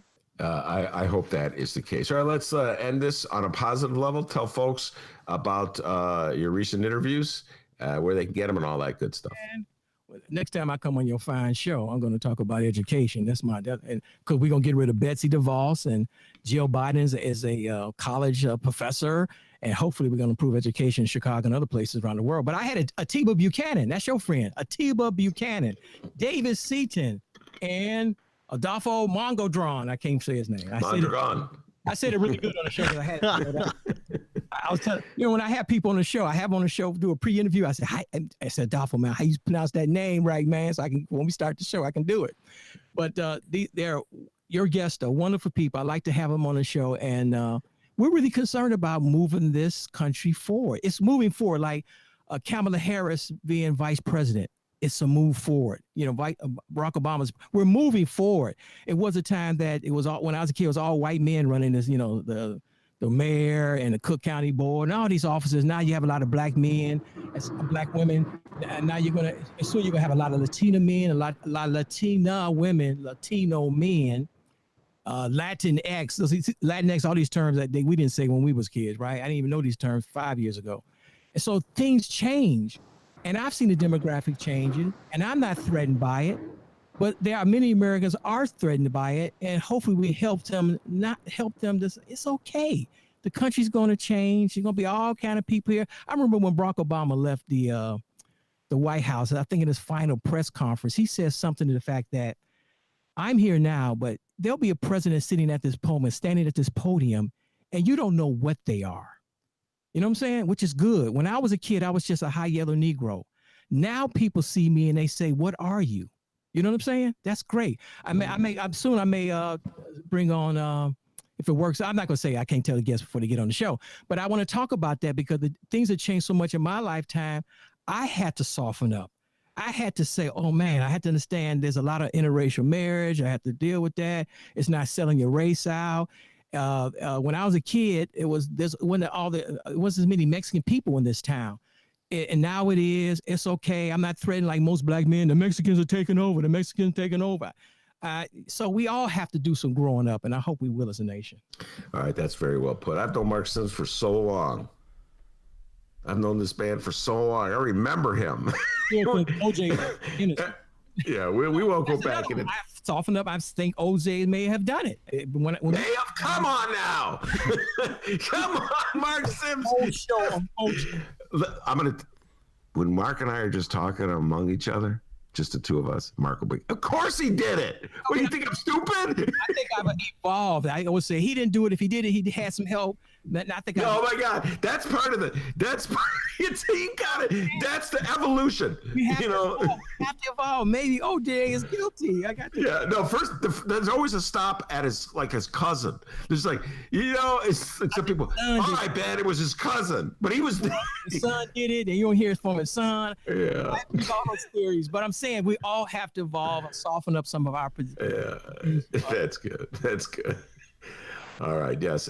Marc Sims, thank you very much. Actually, Marc, I was wondering, would you mind sticking around while we just do these last updates? Yeah. No, I was going to listen to the show anyway. Cool. Right. You get to chime in. Let's see how he improvs. Go ahead, improv. He doesn't know what we're going to throw at him. All right. Let's see how he can improv. All right. So, yeah, we have some updates here. First off, we want to remind everybody who's listening right now on the live stream chat, all throughout this month, we're going to be transitioning over to the Chicago Reader YouTube page. We will no longer be with the Sun-Times, but that's okay. Good news ahead for the Ben Joravsky Show. We're going to be on the Reader YouTube channel. And throughout this week, we're going to be doing part 2s of the show on the Reader YouTube channel to get everybody transitioned over. People who listen on download, no worries. You'll get the show the same way besides the Sun-Times website. So on the Reader website and wherever else you download podcasts is where you'll be able to find our show. All right, just wanted to throw that out there. Okay, we have breaking news. All right, well. Love the bottle. All right, it looks like we have a replacement for Justice Kilbride. A replacement who will later be replaced in the future, keep in mind. But Justice Robert L. Carter of the 3rd District Appellate Court has been selected to join the Illinois Supreme Court next month, pending the Illinois State Board of Elections proclaiming the results of the November 3rd election. The appointment of Justice Carter is effective December 8th, 2020, and terminates December 5th, 2022, when the seat will be filled by the November 2022 general election. The Supreme Court has constitutional authority to fill all judicial vacancies. All right, this is breaking news. I'm just hearing about this for the first time, so I do not know anything about Robert L. Carter. I don't even know if Robert L. Carter is a Democrat. I will say this, that it's pretty clear that Kilbride lost. It was a retention election, ladies and gentlemen. You had to get 60% of the vote to be retained. And the same folks who financed the Vote No campaign on a fair tax financed the Vote No campaign on Tom Kilbride. And that's Kenny G and the rest of the gazillionaires in the state of Illinois. And Jim Coogan laid it out there. Now, I don't want to voter shame. I don't want to be like Marc Sims and say how dumb the voters are. But you guys, they said it's Madigan. He's Madigan's man. And all it was an attempt by wealthy Republicans and the leaders of corporations to eradicate laws that protect consumers and protect the pocketbooks of wealthy people, so that the Supremes, the people who render judgment on cases that come before the Supreme Court on product liability matters, will rule in favor of corporations. Or maybe they'll rule that the laws that protect consumers are unconstitutional. That's what it's about. People in MAGA country go, well, he's Mike Madigan's guy. I saw it on a commercial. I thought that's what it was about. I thought he was Mike Madigan's guy. Here we go. Prove my point. But that's another race that I didn't understand the issues. I had to have somebody like Benny J explain it to me. Somebody like Dennis, that's somebody I can trust, explain it to me. Although he may be Madigan's guy, he's still a good guy for you. Yes. And by the way, Michael Madigan, oh my God, they're going to kick me out of liberal circles. They're going to kick me out. Definitely MAGA they won't let me in. Mike Madigan's been good on product liability issues. Mike Madigan has more. I would take Mike Madigan in a heartbeat as the Speaker of the House over someone like Kenny G, somebody who just wants to screw the consumers, someone who just wants to tilt everything in advantage of corporations. So let's say you buy a faulty product, blows up in your face, you're scalded, and then they pass a law that says, well, no, tough luck. We don't want to hurt the economy. You're screwed for the rest of your life. You're only allowed to get what? I don't know, $50,000. So there's no incentive whatsoever for corporations to make good products. Come on, Mark Sims, you're smart enough to know how the world works. You know what it's all about. People looking out for their financial interests. But they have a boogeyman, Michael Madigan. And MAGA's like, oh, Michael Madigan's bad. And all these business communities, groups in Chicago, Michael Madigan's bad. Well, when you speak of Mike Madigan, we do have more updates. At this moment, there's a giant bus waiting outside for our elected Democratic leaders to jump on board. A bus waiting to roll over our Democratic Illinois House Speaker, Michael Joseph Madigan. And after I'm set here. We got Mark Sims with us right now. So let's talk about it. Illinois Politico is calling it the biggest open revolt to his leadership in years. With the ongoing ComEd case, where utility giants ComEd admitted to arranging jobs, contracts, and payoffs to associates of Madigan. And after a handful of Democratic losses in the election, more people are blaming the speaker and hopping on board the bus. Last week, we had Senators Dick Durbin and Tammy Duckworth and Illinois Governor J.B. Pritzker jump on board. And yes, they're in the front seats. Speaker Madigan is currently rounding up support from his colleagues. We have some of their responses coming up. But Ben, we have another Democratic elected leader to welcome on board. Ben, Mark, watch your feet. It's Democratic 58th District State Rep Bob Morgan. Get in here. That's it. Morgan announced Sunday he will, quote, not support Madigan for Speaker under any circumstances. He said, quote, allegations surrounding Speaker Madigan and Commonwealth Edison are extremely troubling, as are previous ones about sexual harassment by top aides. Leadership requires taking responsibility, and the pervasive culture of mistrust and corruption in Illinois rests at Mike Madigan's feet. Morgan follows 7 other representatives who jumped on the bus and have said they also wouldn't vote for Madigan, who needs 60 votes to hold on to his position. I have more quotes to read here. Now to the Madigan defenders. Yes, there are still Illinois Democrats standing by their speaker, and yes, there's a good chance they hate this bus bit. And last time we checked, our host Ben Joravsky was on Team Keep Madigan. Isn't that right? You're right now. It seems like you're on Team Let's Keep Madigan, right? I keep flip-flopping, Mark. I don't know if you heard this. One day I'm for Madigan, the other day I'm really all over the map on this one. I just love making the flip-flopping sound. So It doesn't really matter, though. I know, but can you make the flip-flopping sound? No, I can't. Let me ask you a question, a personal question, deviating from this conversation. And just pretend nobody's listening. Were you the kind of kid like me? And it's okay to admit that you were, who, found a little secluded place of wherever you lived and had a tape recorder and talked into it when you were a kid. Come on, Mark Sims, fess up. Were you the kind of kid that pretended you were an announcer? You talked about that earlier during the show, and I was like, I forgot. I think when I was a kid, me and my brothers, we had a reel-to-reel, like a mini reel-to-reel tape recorder. Remember those, Ben? Yes, I did. Like Mission Impossible type. Yes. I'm serious. I mean, it could be, it could, you know what I'm saying? It could be delusional, but I remember having something like that as a kid and pretending to be, whatever. I mean, I did a radio show at IIT. You know what IIT is? Yes. the big red building, the big old red building right by 31st Street and the Dan Ryan Expressway. There was a radio station there. I forgot how I got into that radio station because I sure wasn't going to the school IID. I wasn't smart enough for that. And I did a little radio show over the summer, man. It was fun. That was like Mark Sims, WOUI 88.9 FM Chicago.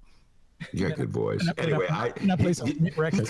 He kind of ducked and dodged D, but I know young Mark Sims. I know him because we're like, I see Mark Sims and I see myself. Yes. You know, yes, he was in that room. He's a nerd like me. That's right. The answer is yes. I wanted to be a star. I wanted to be somebody. He was probably doing Jack Brickhouse imitations and Cup imitations and Wally Phillips and Richard Pegee. And they're all the radio stars of the day. We were all doing that. Hang tight, millennials. But wait, going back to what you said, I just want to go back down to the Madigan thing. That Bob Morgan that you alluded to, when you told me this earlier, he's the guy from like the Highland Park area. So it's not that big a deal that he's jumped. I'm surprised it took him this long to get on that. As I was pointing out to Dennis, that is, what's his name? I just blanked on the dude's name. Oh, boy. Scotty Drury. Drury, that's his name. Just came back to me. Scott Drury, if you remember, he was the state rep, and he didn't even vote for, I think he took a pass on voting to in his last opportunity to do so, voting for Madigan and for speaker. So, you know, up there, that's like that area where people think like, oh, there's just, I find it so grotesque and personally repulsive that Michael Madigan is actually wheeling and dealing. Like they don't wheel and deal in their whole life every freaking day. You know, like people got mad at Kim Fox, Mark Sims, because she took a call from a celebrity. Like people haven't called in favors their whole lives. And now you got the Tribune. This is outrageous. She took a call from a celebrity. I'm sorry, Mark. I couldn't get that upset about it when Kim Fox did that for Jussie Smollett. Well, I think Chicago. Come on. I think you're going to agree maybe with the following quotes we have here. On Saturday, Democratic 29th District State Rep 1 Thaddeus Jones sent out a statement defending Mike Madigan and reminding his critics what he's done for the state. Let's see here. Thaddeus Jones said, quote, "If it wasn't for Speaker Madigan standing up to former Governor Bruce Rauner and his failed policies, there would be no Governor J.B. Pritzker or Senator Dick Durbin or a Democratic majority in Illinois. In 2015, when Bruce Rauner threatened to decimate social service programs and held the state of Illinois peril to attempt to achieve a racist and Trump-like agenda, it was House Speaker Madigan who stood in front of the Democrats and proclaimed that we're in a fight for the heart and soul of the Democratic Party. As a strong Democrat who has faced opposition in every election and at every level, I urge Senator Durbin, Governor Pritzker, and others to stop the blame game and join together to save Illinois from the last 4 years of President Trump's awful policies." Well, I'm with Thaddeus Jones 100% in that defending and thanking and showing gratitude for Michael Madigan and the stance he took against Rauner. But it's pretty clear, I'll have to break from Thaddeus Jones on this, that a lot of people in the state of Illinois have been conditioned to despise Madigan and have a knee-jerk response against him. And since he doesn't defend himself and he has to rely on Thaddeus Jones and other people like that, or his supporters in the House to defend him, it's really hard to stand behind him. That's why I keep saying, Mark Sims, if he was more Donald Trump-like and stood up for himself, you know, it'd be easier, but he just like issues these little statements, goes back room and eats an apple. So it's really hard to defend Michael Madigan if he won't defend himself, Mark Sims. And by the way, is Thaddeus Jones your state rep? I think Justin Slaughter, I think, is my state. Okay, because Thaddeus Jones is, I think he goes in the south suburbs, doing this off the top of my head, like Dalton, but he comes into the city. A little bit. So anyway, what's your thoughts, Mark Sims? Like I say, who cares about Michael Madigan? People I gotta watch Netflix, man. Somebody told me to watch Dave Chappelle and David Letterman. That was a good show. So I got. That was an excellent show. By the way, Dave Chappelle's. I got better things to do. Dave Chappelle's stand-up this weekend on Saturday Night Live. Excellent.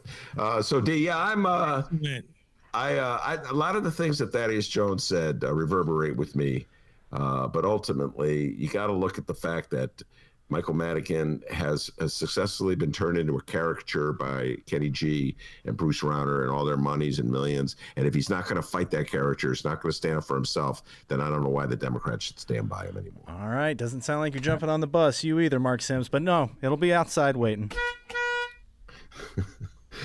All right, very good. Thank you much, Dennis. That was a great update, and thank you very much, Mark Sims, the Pride and Joy of Finger High. I want to say that it was a great show, and I want to say that the show couldn't have been possible without the man, the myth, the legend, Illinois' very own. And as Mark Sims and Thaddeus Jones and Scott Drury will tell you, back home in Alton, they call him Dr. D. Give us a raise, take it out of petty cash. See you tomorrow, everybody.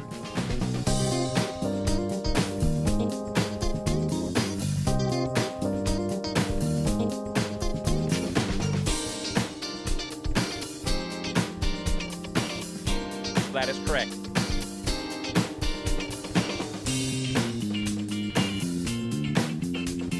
That is correct.